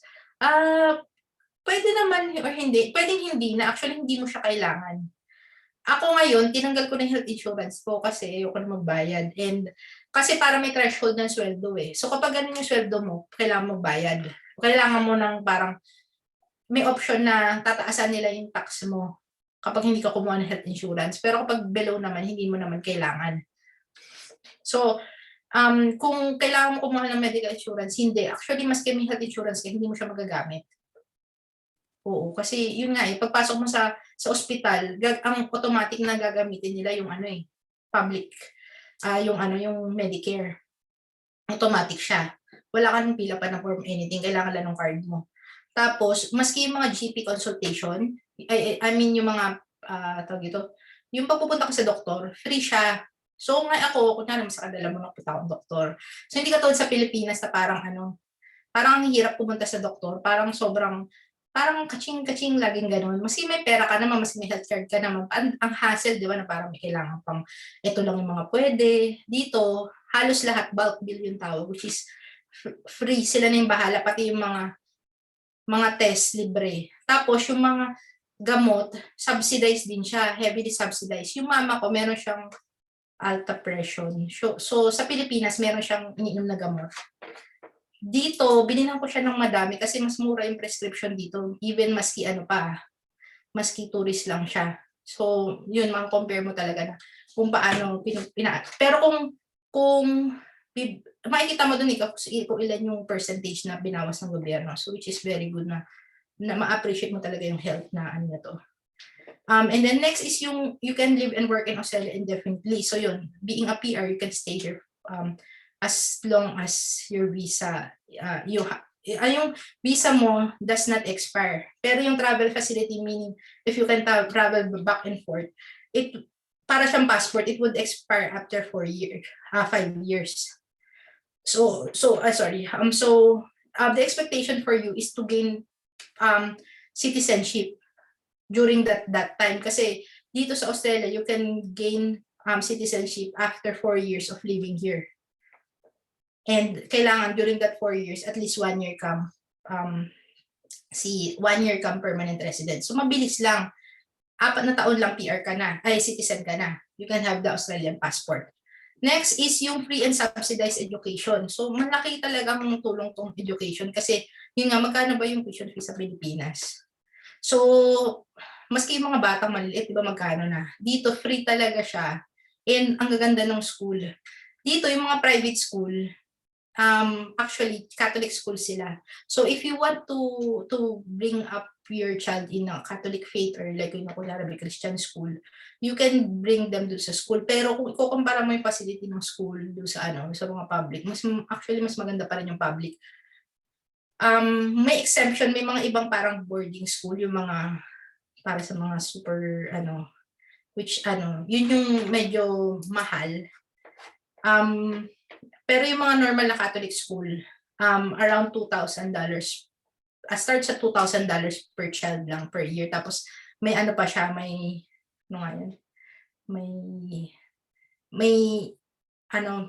may discount pa siya depende sa dami ng anak na i-enroll mo dun sa school na yun. Pero kung public lang, okay na, libre. Tapos kapag college na sila, siya, subsidized, di ba ang sabi? Australian citizens get, or permanent resident gets yung tuition fee ko, ikukumpara mo sa international student, 70% off siya. Tapos, you can do study now, pay later. So, pwede kang mag-enroll, tapos hanggang sa yung, kunyari, natapos mo na, yung sweldo mo hindi umaangat doon sa threshold. So, ibig sabihin, kunyari, sinabi nila, ang sweldo mo dapat umangat. Kapag umangat yung sweldo mo, kunyari, example lang, hindi ko masyado sa ulo ko ilagay threshold. Kung ang annual sweldo mo, 30,000, kapag naging $30,001 na yan, doon ka pa lang namin sisingilin. So, hindi siya yung katulad ng Amerika na talaga nalulugmok sila sa utang. Kasi dito, hindi private institution yung nagpapautang sa tuition, and maliit lang siya yung cost compared sa cost dun na pag-aaral sa ibang bansa, which is yung quality naman. Australia ranks at least top 8 sa tertiary education sa buong mundo. So yan, so mataas yung ano niya, ang Pilipinas 100 plus pa ata ganun ranking ng Pilipinas. So ganun kalayo. And yan nga. So next is yung social welfare benefits. Ito yung mention ko kanina na kunyari nawala ka ng trabaho, bibigyan ka ng Australian government ng allowance. Ang example nito yung allowance sa COVID, pero ito maski hindi COVID. Ito lang yung example ko lang COVID, but there are other benefits kung nawalan ka ng trabaho. You would be able to tap into this benefit kapag after 2 years mo maging PR. Bakit? Kasi syempre ayaw naman nila na pagdating mo bigla mo nang gagamitin yung benefits na to. Ito lang itong part na to. Pero yung mga iba pwede mo nang kunin. Ito lang. Kasi may mga iba siguro baka naabuso dati. So, 1,500 per fortnight. So, 55,000 per 2 weeks. Mas yung mga tao na walang trabaho. Yun, di ba? Imagine mo yun. So, kung ikukumpara mo siya doon sa may visa processing fee na bagasusin mo, di ba kanina 150? So, actually, kung nandito ka noon, nakuha mo na siya wala pang 2 buwan. Tapos binigay pa ng government sa'yo, di ba? Hindi mo siya pinagtrabahuan. So, yan. So, yung may family tax relief benefit, ito naman yung kapag low-income earner ka, binibigyan ka pa ng additional na pera ng gobyerno. So, yung mga iba actually, yung mga lalo na yung mga, may mga iba kasi na hindi na sila masyado nag-effort magtrabaho kasi alam nila bibigyan naman sila ng pera ng gobyerno. So, ito yung mga reason kung bakit. Kasi yun nga, may mga benepisyo even for people na hindi nagtatrabaho. So, it's more of like, keeping you na hindi ka naman malulungkot sa buhay mo, 'di ba? Tapos kasi wala ka rin makita dito ng mga ng mga homeless, hindi katulad sa Amerika makita mo mga tent diyan sa mga freeway ganun. Dito yung mga tao na nasa kalye sila, choice nila 'yun. Kasi actually ito nga may mga benefit na sila, 'di ba? So choice nila even yung housing. So subsidized din yung housing ng mga ng mga kunyari wala kang trabaho, pwede ka rin makuha, or may sakit ka, ganyan, pwede ka rin makuha ng subsidized housing. So, there's really nothing, like, wala dapat reason kung bakit ka magiging homeless. Diba? Yun. So, next yung home builder grants. Ito actually exciting. Nagamit ko itong $10,000 na to. So, pag magpapatayo ka ng bahay, saan ka nakita ng part ng earth na bibigyan ka ng $10,000 kapag magpapatayo ka ng bahay. First time mo magpatayo ng bahay. So, magkano $10,000? $370,000. So, magkano yung visa fee nyo? So, actually, kung magpapatayo ka ng bahay, automatic makukuha mo na to. Hindi mo kailangan ng ng 2 years wait. So, kunyari, pagdating mo, able ka naman magpatayo ng bahay. Siyempre, kailangan mo trabaho ka muna, di ba? Kailangan meron ka kasing proof na may income ka na stable. Pero may 10,000 na kagad na bibigyan government sa'yo. May nagtanong kanina kung how soon can you establish a house in Australia. So, hindi ko masagot sa ibang tao. I'm just naming it for myself. Nung dumating ako dito 2001, 2011, around 4th quarter ng 2012, I was able to secure yung building contract ko. So, hindi ibig sabihin na buo na yung bahay ko kasi aayusin pa yung mga lupa, ganyan. Pero it just took me 1 year para makapag ng bahay. Ayun. So, ganun siya kabilis. So, depende siya sa'yo, syempre. Pero hindi siya katulad sa Pilipinas na hindi abot kamay yung mga ganyan.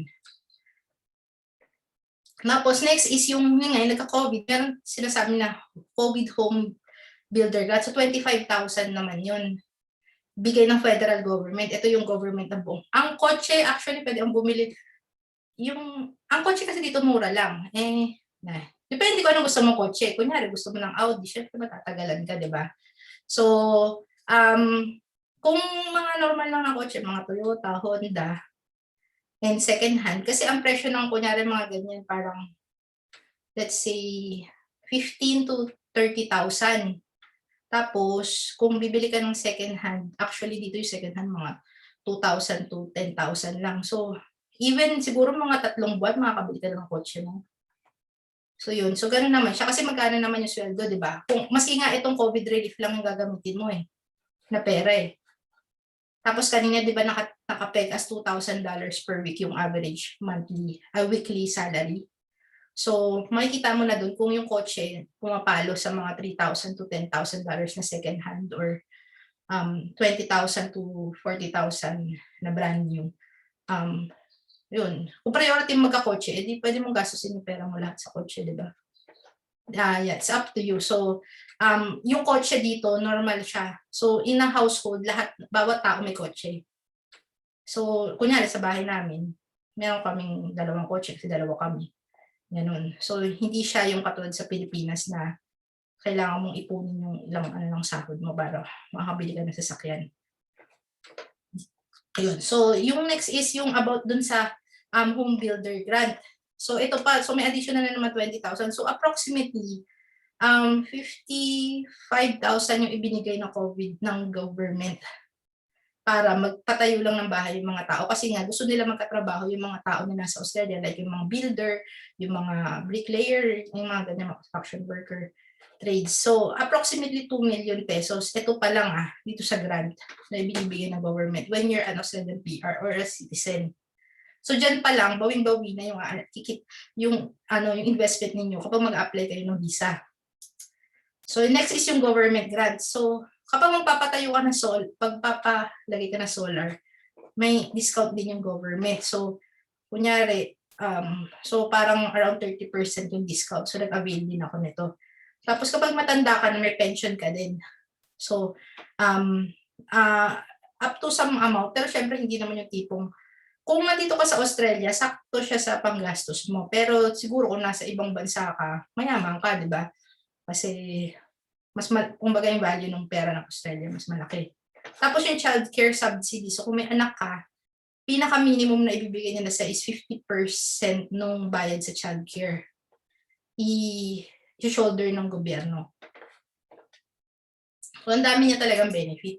Tapos yun nga, almost as good as citizen siya. Example, kunyari, pupunta ka sa New Zealand. Ito yung kinaganda niya kasi Trans-Tasman Agreement. So parang sister country ang Pilipinas at saka Australia. New Zealand at Australia. So you can actually go to Australia and apply for a visa there and stay there para ka rin Australian permanent resident, ganyan. And you can also, ito, pamilya ko to, ako to, mom ko, ito mga pamangkin ko. So yung actually brother ko nandito na, tapos yung mom ko, in-applyan ko rin ng parent visa. So ito yung mga anak ng kapatid ko. So they applied yung equivalent na 491. So nakatulong din talaga yung points na binigay ko sa kanila. So you can sponsor family member kung meron kang tawag dito, kung siguro hindi nag-apply sa inyo pero normally mga anak siya, asawa, ganyan. Tapos yan, pathway for permanent for Australian citizenship. So in 4 years, Australian citizen ka na. Yan ako yan. Ito yung citizenship ceremony ko. So yan.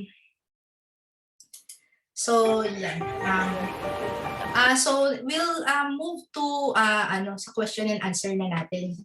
So I'll probably this one and we can probably move to our question and answer.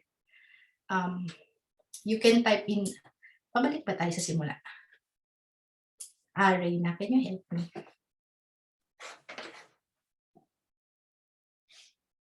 Dali lang Naghalo na kasi mga question.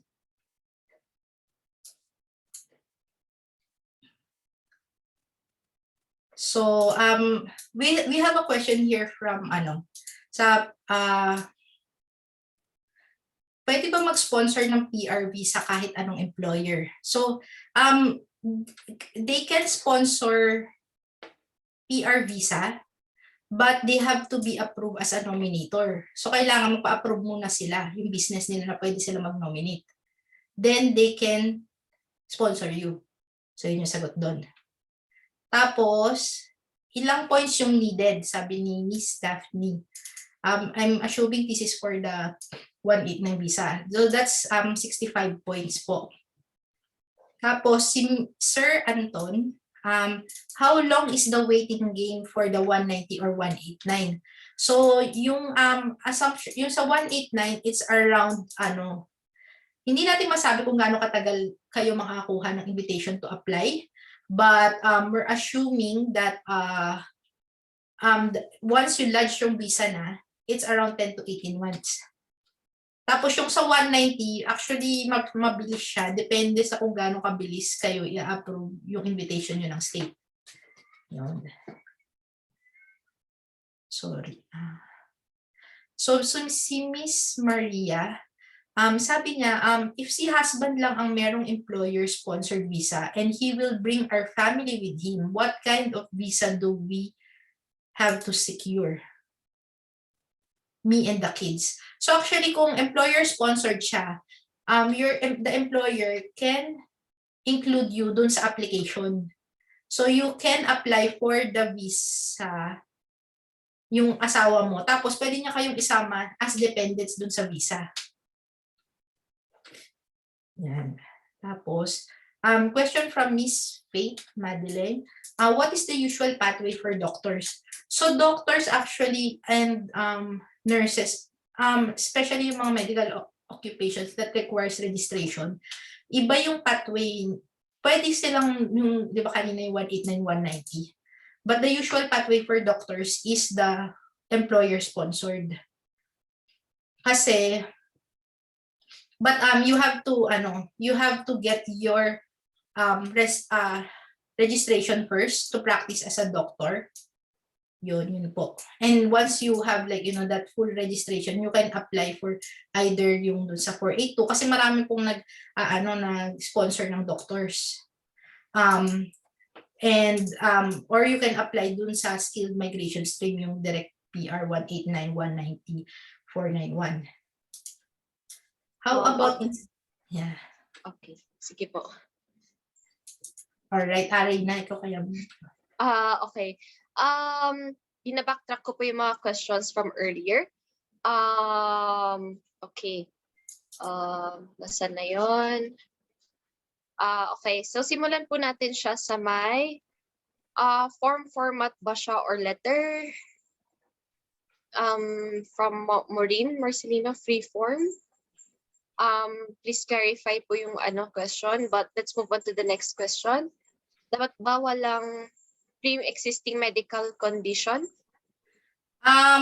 Depende po sa medical condition. So the medical condition can be, yung iba, they allow, wala naman sila masyadong issue. Pero yung kunyari medical condition that would require, that would compel the Australian government to spend a lot. So meron threshold kung magkano lang yung allowed na nagastusin. Since permanent resident ka, magkakaroon ng computation po yun. And i-compute mo kung ano ba yung projected na gagastusin sa case mo ng Australian government over your lifetime kung sino yung may condition. And then, kapag masyadong malaki, posible ma-decline yung visa mo. Pero if you can seek help from a migration professional to say na eto, hindi naman ganun kalaki, ganito lang. So, you can parang pwede mong ilaban yung case mo na hindi naman issue dapat yan. Then you can approve my visa based on that information.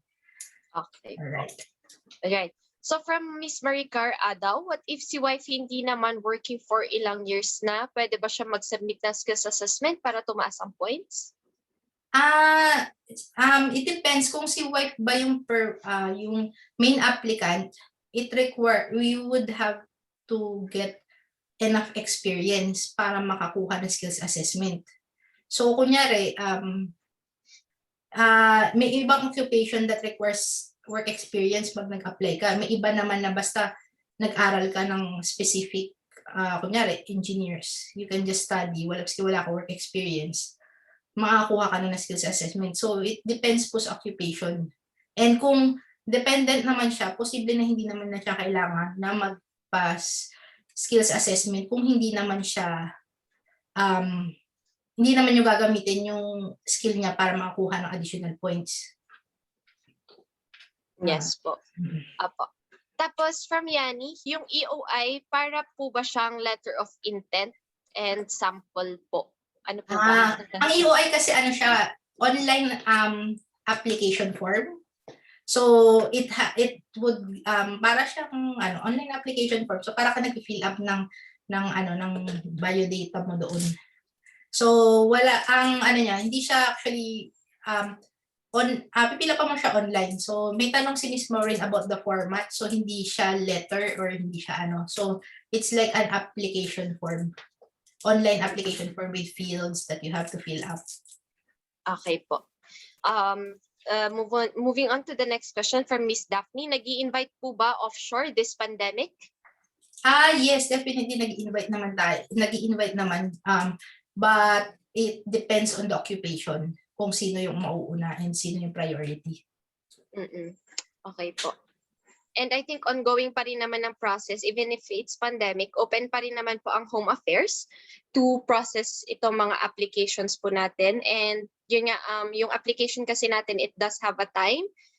Kung baga gaano siya katagal din lang mag-grant. So probably by the end or by the time na parang may invite ka na, it could be parang siguro by that time tapos na or pwede na or open na ang borders ng Australia po. So just a little additional on that one. And again, kung ma-invite ka, actually and ma-approve na yung visa mo, maski hindi pa open yung borders, makakapasok ka naman kung PR visa yung in-apply mo. So the better that you process it immediately as like ngayon na pwede ka na.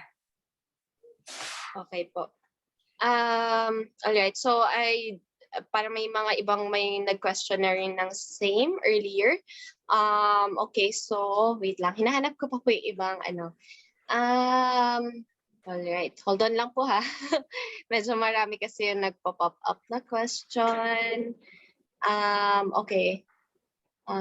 I think na-answer na po yung ilang years ang validity. Tama po. 3 years ang Yes. Yun. And then, may nagtanong din po earlier kung accepted po ba ang OET. I think it depends po sa skills assessor. Tama po ba? It's acceptable for nursing normally. And actually, maski yung OET kasi it's for health professionals kasi siya. So kung mag-take ka naman nun, kung engineer ka, baka mahirapan ka magsumagot nun kasi more on medical related yung mga questions and mga essays, mga ganun dun. So siguro better take PTE siguro. Or okay po. Alright. So from Miss Ivy, may question siya earlier, ilang years ang validity ng English exam? And siguro ang sasagutin natin dito is yung skills assessment, kung ilang years po ang validity ng skills assessment. Ang validity, I have to double check, but I think it's around 2 years to 3 years, depending on the skills assessing authority. So, Okay po. So saang website pupunta for EOI and skills assessment? Yung EOI, you just have to search EOI skill select. Search mo sa Google. And then lalabas po yung skill select online portal. Then you can apply din. Yung skills assessment, it depends po kung ano yung occupation niyo. So iba-iba yung skills assessing body, depende sa occupation. So Google niyo na lang din, kunyari occupation mo nurse skill assessment, tapos lalabas naman doon yung yung skills assessing body. But you can also check it sa IMI doon sa may skills assessment, list nila kung sino yung skills assessing body, nasa last column siya doon sa listahan na PDF file. But yeah, if you want help, then we can definitely assist you with that if you are confused kung saan pupunta. Then, yeah. Yes. From Ms. Maureen, ano po ba ang inilalagay sa EOI? Normally information kasi is about you, like age, yung kanina na diniscuss ko, yung parang eligibility, English language exam result, work experience, and yung qualification, yun po. Tapos yung partner information, yan yung mga nakalagay. So kung ano yung nasa eligibility kanina, yun din siya. So it's more of like, just them taking down notes kung ano ba yung mga information that would, para ma-compute nila rin kung ano yung score mo. Okay po. From Ms. Anne Margaret Pendosa, English exam is valid for 2 years lang po yata. So we would probably want to like clarify on this one.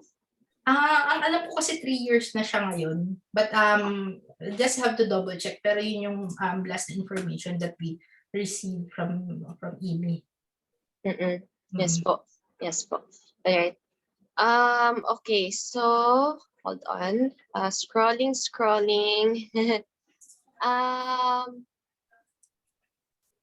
Clarify ko lang po from Sir Christoph Carlo Nolasco. Clarify ko lang, kailangan ma-invite muna before makapag-lodge ng visa, right? Yes. Yes po. Okay. So another question from Christian Bareza. Guaranteed approved na po ba once na nagbayad ka ng visa application fee? Of course, hindi po. Kasi during that stage, i-assess po ulit nila more on doon sa correctness ng information na binigay ninyo. Kasi during the EOI, kasi di ba parang nag-fill up ka lang naman ng form, but hindi ka pa nagbigay ng documentary evidences. So there's still a lot of areas na ma-miss out mo that would lead to refusal. So not really the case. Yes po. And like nabanggit po ni Ms. Mary earlier, ang EOI is only like basically filling up your information. That's why you also have to be very careful not to overclaim yung mga mga information doon, kasi once na na-invite ka and then pag naglalodge na ng visa and then they find out na, for example, you claim that your IELTS is 8 pero in fact it's only 6.5, it could cause to kumbaga refusal. So as much as possible, maingat din tayo sana sa pag-fill up ng EOI natin. So, yun po. Tama po yan. Apa.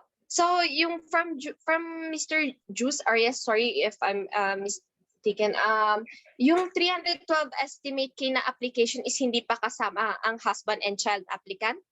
Yes po. So that is the computation for like a single applicant.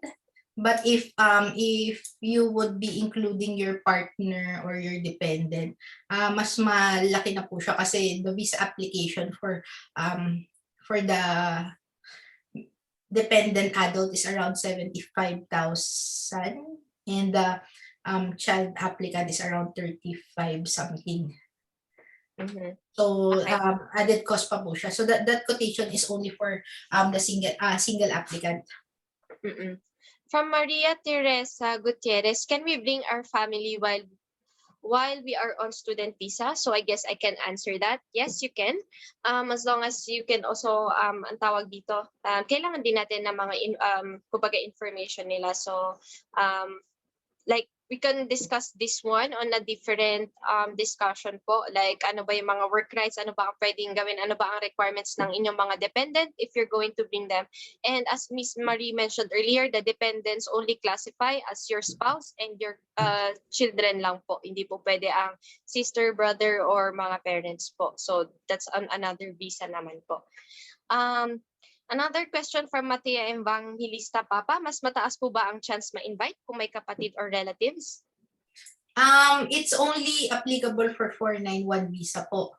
Because 491, yun lang po ang that would allow you to give additional points for your relative. And only if your relative lives in a designated area.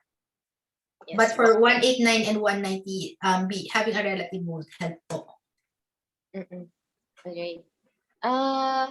Okay, from Miss Jamaica Talingting, paano maging competitive sa Visa 189 habang nandito po sa Pilipinas? The only, I think the most pinakamalaking matutulong is getting a very high score in IELTS or PTE, because right now if you have at least, if you get 7 band in IELTS, you would only get 10 points.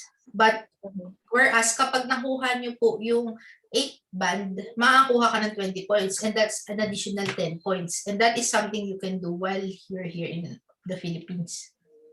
Yes po. And aside from that, siguro po, siguro if you're in an occupation that is on the skilled occupation list, is siguro continuously lang din po siguro yung work experience, kasi I think nabanggit din po ni Miss Marie earlier na as much as possible yung kung ano yung mga nasa SOL, they want to see also as well yung mga work experiences po natin, which is yun yung isa sa mga consideration po natin, kaya po siya tinatawag na skill migration, kasi they're really looking at kung ano po ba yung skills that you can bring on the table po.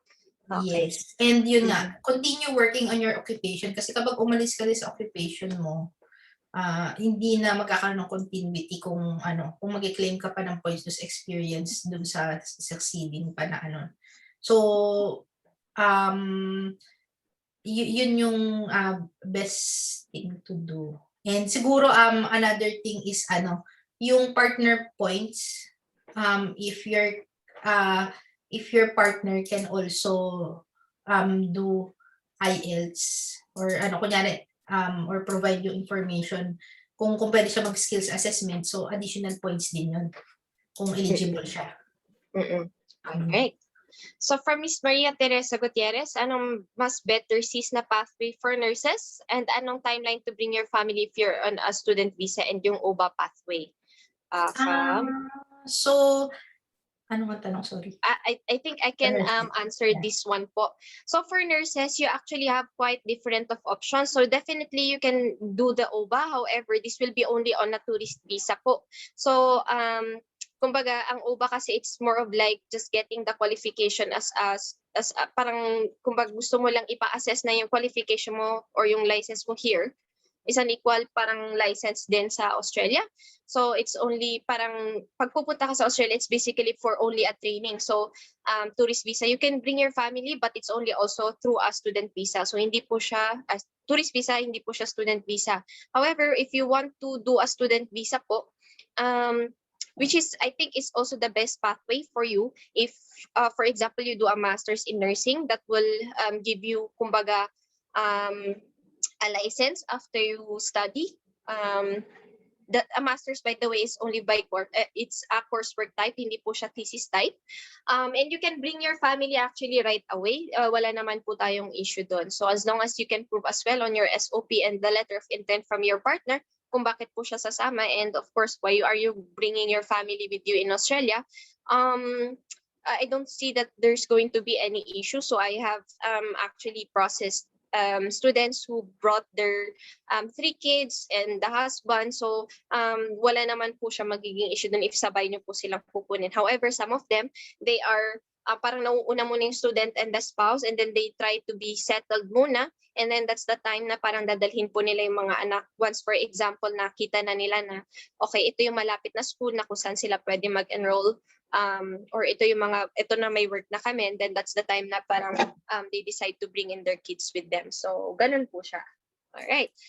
So from Christoph Carlo Nolasco, mga ilang years ka na sa Australia bago makakuha ng mortgage for house and car? Ayun. So yung car actually, kasi kailangan pagdating mo dito, kunyari PR ka, you have to obtain your license after 3 months. So medyo natagalan ako sa pagkuha ng license. So as soon as nakuha ko yung license ko, bumili na ako ng kotse. Pero siguro depende siya sa mo. Kasi yung ginamit ko yung pera ko sa Pilipinas. Pero yun nga, very affordable yung kotse dito. Around 2,500. So magkano ba yun? So ngayon, kunyari sample. So around 92,000 pesos, pwede ka nang bumili ng Toyota Toyota Camry na 2007. So, ganun yung presyo. So, 90,000 pesos yun. $2,500. And yun nga, doon sa average natin, makita mo that you can earn that for at least a week. So, pwede kang bumili in 1 week gamit lang yung pera na pinagtrabahuhan mo dito. So, sa mortgage naman, I was able to get yung mortgage ng bahay ko after a year ko na magstay dito sa Australia. So, a lot of Filipinos here, hindi ko ikukumpara mo sa Amerika at sa Canada, they take a long time bago sila makakuha ng mortgage. Yung kotse madali na makakuha eh. Pero yung yung bahay tsaka medyo mas matagal sa ibang bansa. But here in Australia it's very affordable and it's very abot kamay siya. Maski maski hindi ka pa talaga professional, maski yung mga and even yun yung kinagandahan dito. Even yung mga tradies, yung mga sa atin construction worker, ganyan, parang pantay-pantay lang. So lahat kayo, sila naka Land Cruiser, ikaw naka Audi, ganun lang naman siya. So hindi siya mahirap abutin. Yun yung point ko dun. Another question po from Ivy. Paano kapag na-invite and nakapag-lodge na kami ng visa before the expiration of English and skills assessment but the visa grant came after its validity? Kapag lodge ng visa, kapag na-invite at nakapag-lodge ng visa, at time of invitation kasi siya, yung English exam, saka skills assessment. So, it doesn't matter kung expired na siya. Okay. Basta time of application, yung validity. So from Christoph Carlo Nolasco, lahat ba ng employers eligible to provide PR sponsorship? Nasagot ko na itong question natin. Okay, nasagot na po ito. Alright, from Anton Villet. Anong tips mo sa gathering ng documents lalo pag ayaw makipag-cooperate ng mga previous companies? Ako yung ginawa ko, even doon sa mga iba kong kliyente, kailangan syempre friendly ka. And ang nangyayari kasi, you have an option to get the document from the HR or your supervisor. So whichever sino mas maayos yung kausap. So siguro doon ka kasi wala rin naman magagawa kung medyo makikipaglaban ka and all. So it's more of like, talking to the right people. And siguro paminsan, you can give them kaya siguro minsan natatagalan sila kasi hindi nila alam kung ano yung susulat. So you can give them so that's where we can help you with kung paano ba siya, kung ano yung information na nandoon para hindi rin pabalik-balik yung document sa kanila kasi yun din yung ayaw nila na ibibigay mo tapos parang hindi pala ito, di ba? So especially kung hindi na kayo connected sa company na yon, they don't really care if they process your documents on time or not. So yun yung advice ko is it's more of probably guide them din kung anong gagawin and talk to the right people. Okay po. Pwede ba, from Anne Margaret Mendoza, pwede bang isa muna mag-apply ng head ng family and to follow na lang yung wife and children or mas okay na mag-apply as family? I highly suggest na mag-apply as family kasi kung ihihiwalay mo sila, ibang klase na visa na sila. So it would be either a spouse, ang spouse visa $7,000 at least. Ang child visa $4,000, $3,000 to $4,000 at least. So itong application na to 4,000 lang tapos yung dependent di ba tito 2,000 lang. So ilang multiplier yung nangyari tapos mas matagal yung processing. So I highly suggest isabay mo yun na sila. Yes. Yes po. From Rowan, possible po ba if mag-study ka totally change of course from the degree natapos mo dito sa Pinas? Kasi nga in demand in AUs is nasa medical fields. I can answer this one.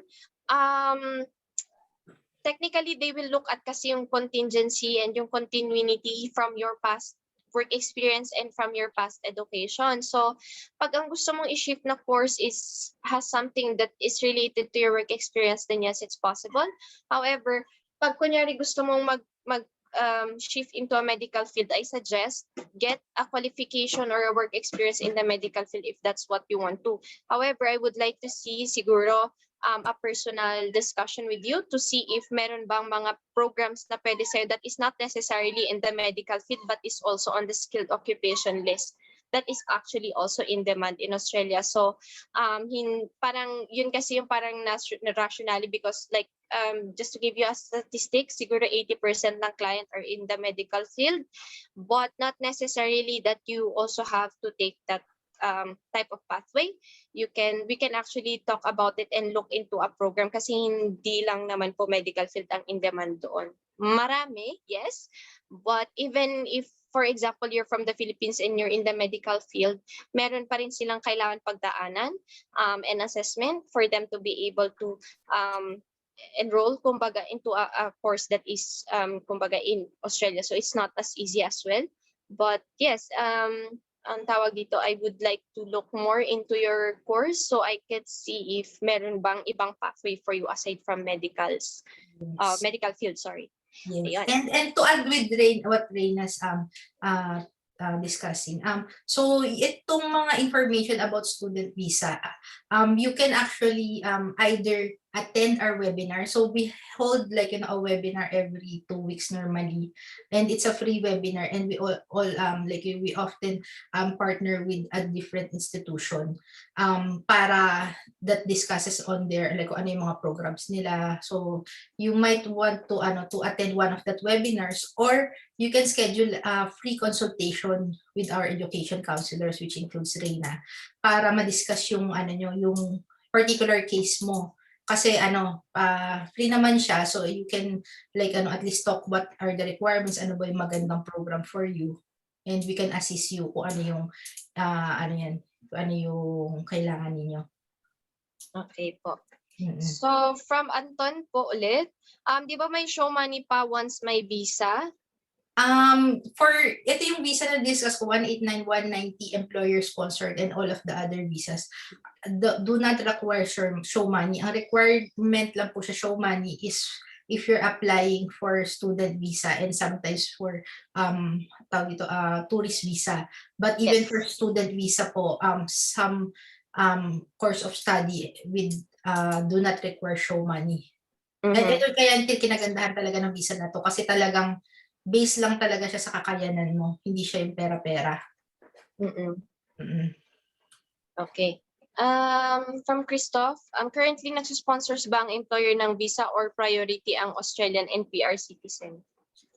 If hindi na nila ikaw sponsor kung PR or citizen kasi diba pwede ka na magtrabaho. So yes, nag-sponsor pa sila, and I'm not sure how to answer kung priority. Sa trabaho naman dito, syempre gusto nilang i-employ kung sino yung may visa. So kung sino yung mas madali na ma-employ nila. So in a way, priority sila, yes. But if you're here, like example, you're in a student visa, then you will probably have the same opportunity as Australian PR or citizen, basta meron ka work rights. From Ludi Llamas, pwede ba mag-apply ng masters ang newly grad or pwede ka mag-work or need pa ang work experience bago makapag-masters? Okay, pwede ka mag-apply ng masters. There are some programs though, like for example, mga graduate entry. For example, if you're a nurse, pero these are parang some exception lang sa ibang mga course lang. There are very few. However, yes, to answer this generally, yes, pwede ka mag-apply na masters ng newly grad. However, yung mga courses na usually kailangan ng work experience, ito yung mga may graduate entry such as nursing, masters of nursing, they usually need at least 3 years work experience in the past 5 years, or ang tawag dito, other than that, siguro sa mga MBA or Masters in Business Administration, usually they would need as well 3 years in the past 5 years as a manager, mga ganon. So although those are very few exemptions, but technically hindi naman kailangan talaga.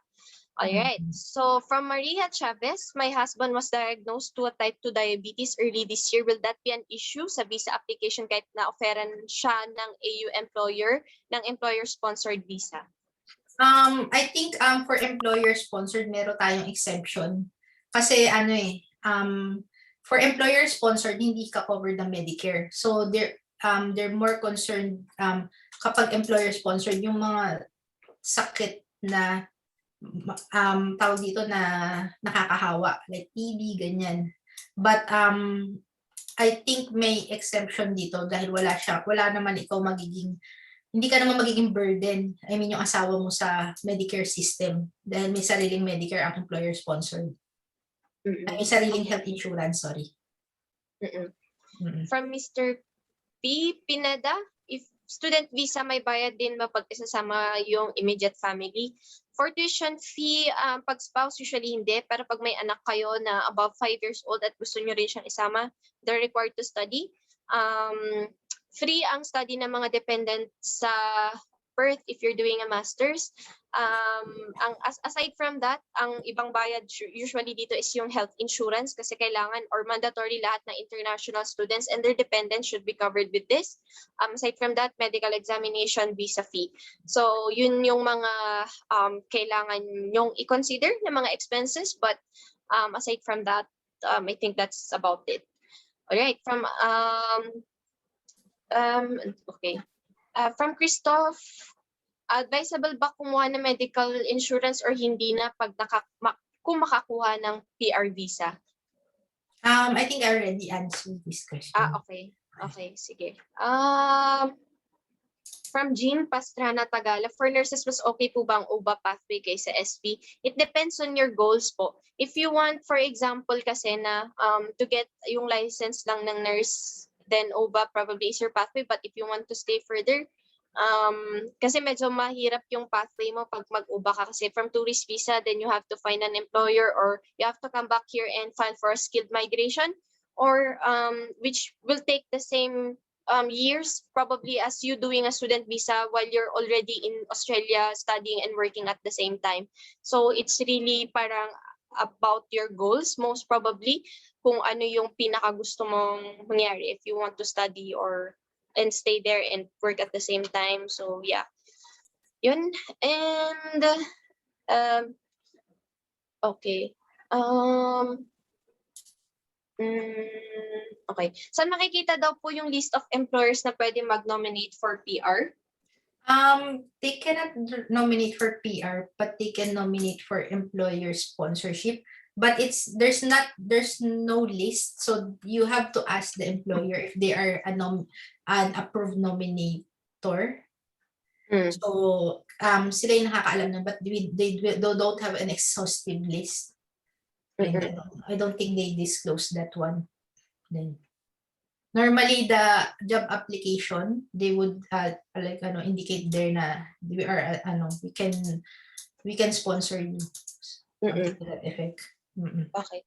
From Kay Garcia, if you want to migrate there and husband ko lang yung mag-apply ng work, the point system ba is per individual? If kunyari gusto niyo mag-migrate, per individual yung EOI. Yes, yun po yung sagot doon. So, yung EOI na yun is just for you, but if you want to claim more points sa partner points na category, then you kailangan mong i-include yung information about your spouse. Like, kunyari, ano yung occupation niya, and ano ba skills assessment na napasa niya. Okay. From Kai Garcia, if you want, sorry, nabasa ko na pala. From Nat Hernandez, if walang occupation sa in-demand skills and si hubby ay nurse. Wait, parang hindi ko siya masyadong na-gets. Okay. Baka si Nat ang wala. Okay, sige. Pag ang nurse po kasi or any medical related na usually in demand po yan sa Australia. However, ang issue kasi po natin talaga na number 1 dito sa Philippines is hindi recognize yung lisensya natin dito sa Australia. That's why we have to take extra studies or extra trainings to be a qualified individual professional in Australia, such as yung nabanggit po kanina is yung OBA or yung student visa. usually yun yung pathway para makuha mo yung lisensya doon and to work as a nurse din po. So isa rin pong kagandahan din po kasi ng ng Australia is you don't have actually a licensure exam. Hindi po parang dito sa Pilipinas. It's because the universities are highly regulated by the government. So it's not like dito po sa Pilipinas na meron tayong board exam. It's because there are more than 4,000 schools here in the Philippines and they don't know kung same po ba ang assess or ang level ng education na pinaprovide ng mga universities natin dito sa Pilipinas. That is why we do have a board exam to filter out sino po ba yung mga pinaka-qualified. So it's not the same as Australia. Yes, I agree with Reina. I think we're way past our probably exhausted na rin kayo sa question. So we'll be probably choosing 3 more questions and then we can wrap this up. And then siguro yung mga iba, I will try to gather yung tapos sasagutin ko na lang siguro by ano kaya sagutin mo? Good question. Titingnan ko kung paano ko masasagot tapos isi-send ko sa inyo yung reply ko or something or you can contact us. You can send us or book a consultation, especially sa student visa questions. Our consultation is free or you can attend one of our webinars to get more information from us. So Yes.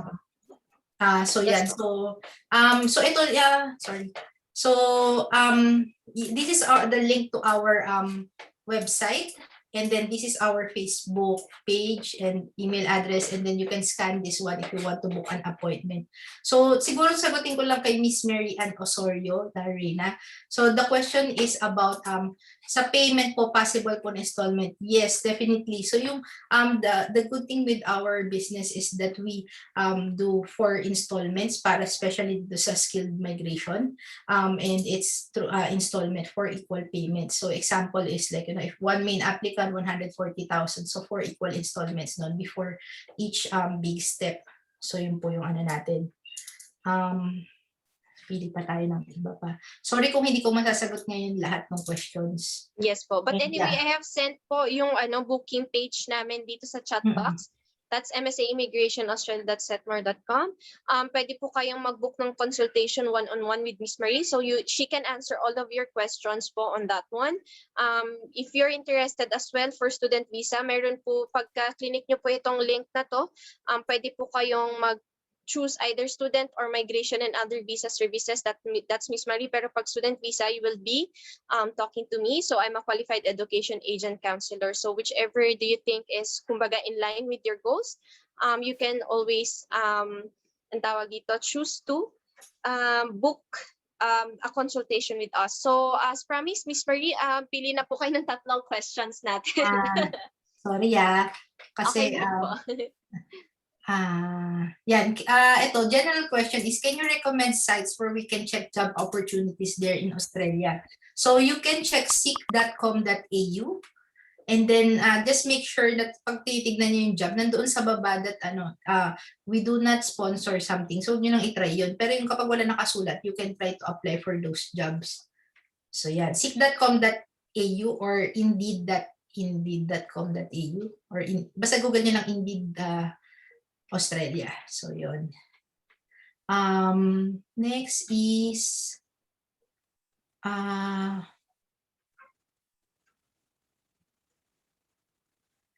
yung about dun sa nasagot na rin natin. No? Anong visa?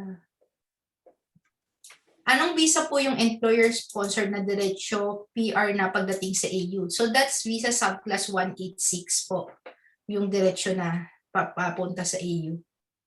So that's the visa. Saan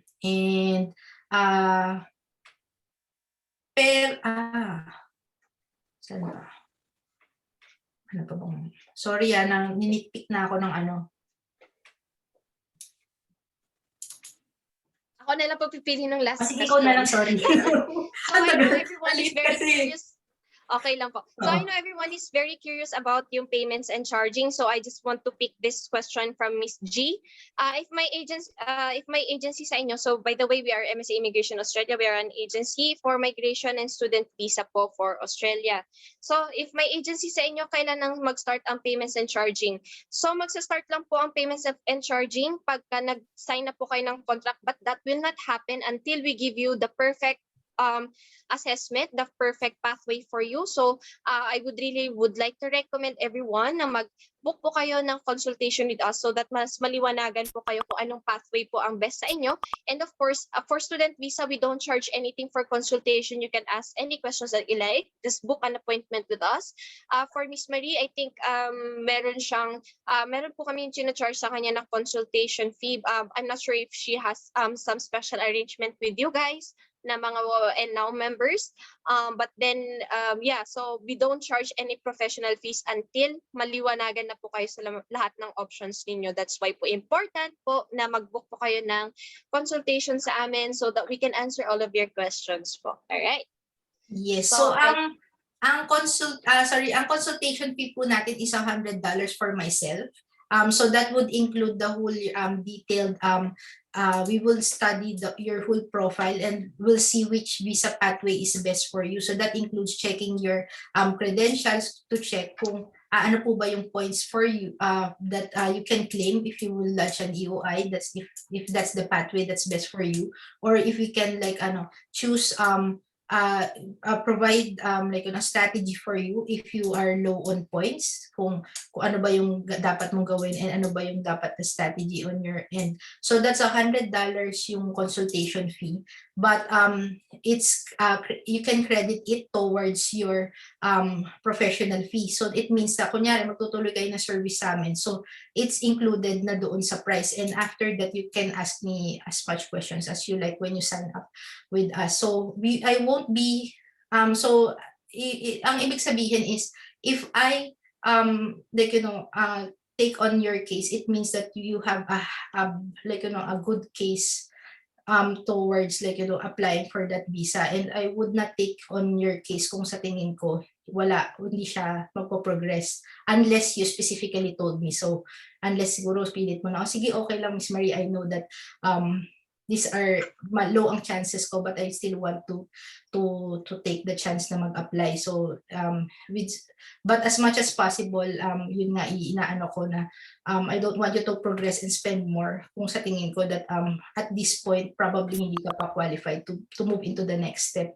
So we're offering special discount for NaW members, so it's at least $200 to $300 off dun sa whole professional fee when you sign up with us din po. And and in addition, we also offer yung price fit guarantee. Let's say nakakita po kayo ng other companies or migration agents that charges lesser than us. So yun po yung price fit guarantee namin. And I hope everybody naka po sa webinar and at least nagkakuha ng better appreciation sa Australia as much as I appreciate it as much. Sana nakatulong sa inyo mga sis and bro. And yun lang. You can also message me, pero baka kasi hindi ko masagot lahat ng message ninyo. And yes, yun, I hope you understand din po. But yung So, mga iba sinasagot ko naman, di ba, yung mga ibang sis dyan, di ba? So yun, kapag lang minsan, baka akalain yung susuplada ako or something. So yun, anyway, we do have a transcript of every chat here, so we'll try to answer them and send you a feedback. But again, lahat ng questions nyo, para hindi kayo mahirapan din, minsan ang question lahat, is to book an appointment with us. Alright, so thank you, Miss Marie, for this wonderful and very informative session with the WOW and NaW members. So I would like to thank everyone also for their time. I know medyo mahaba yung oras natin for today, but I really hope that marami po kayo natutunan at may na-share po kami na insightful information po for you guys. So again, thank you very much and have a great weekend po. Thank you. Alright, see ya.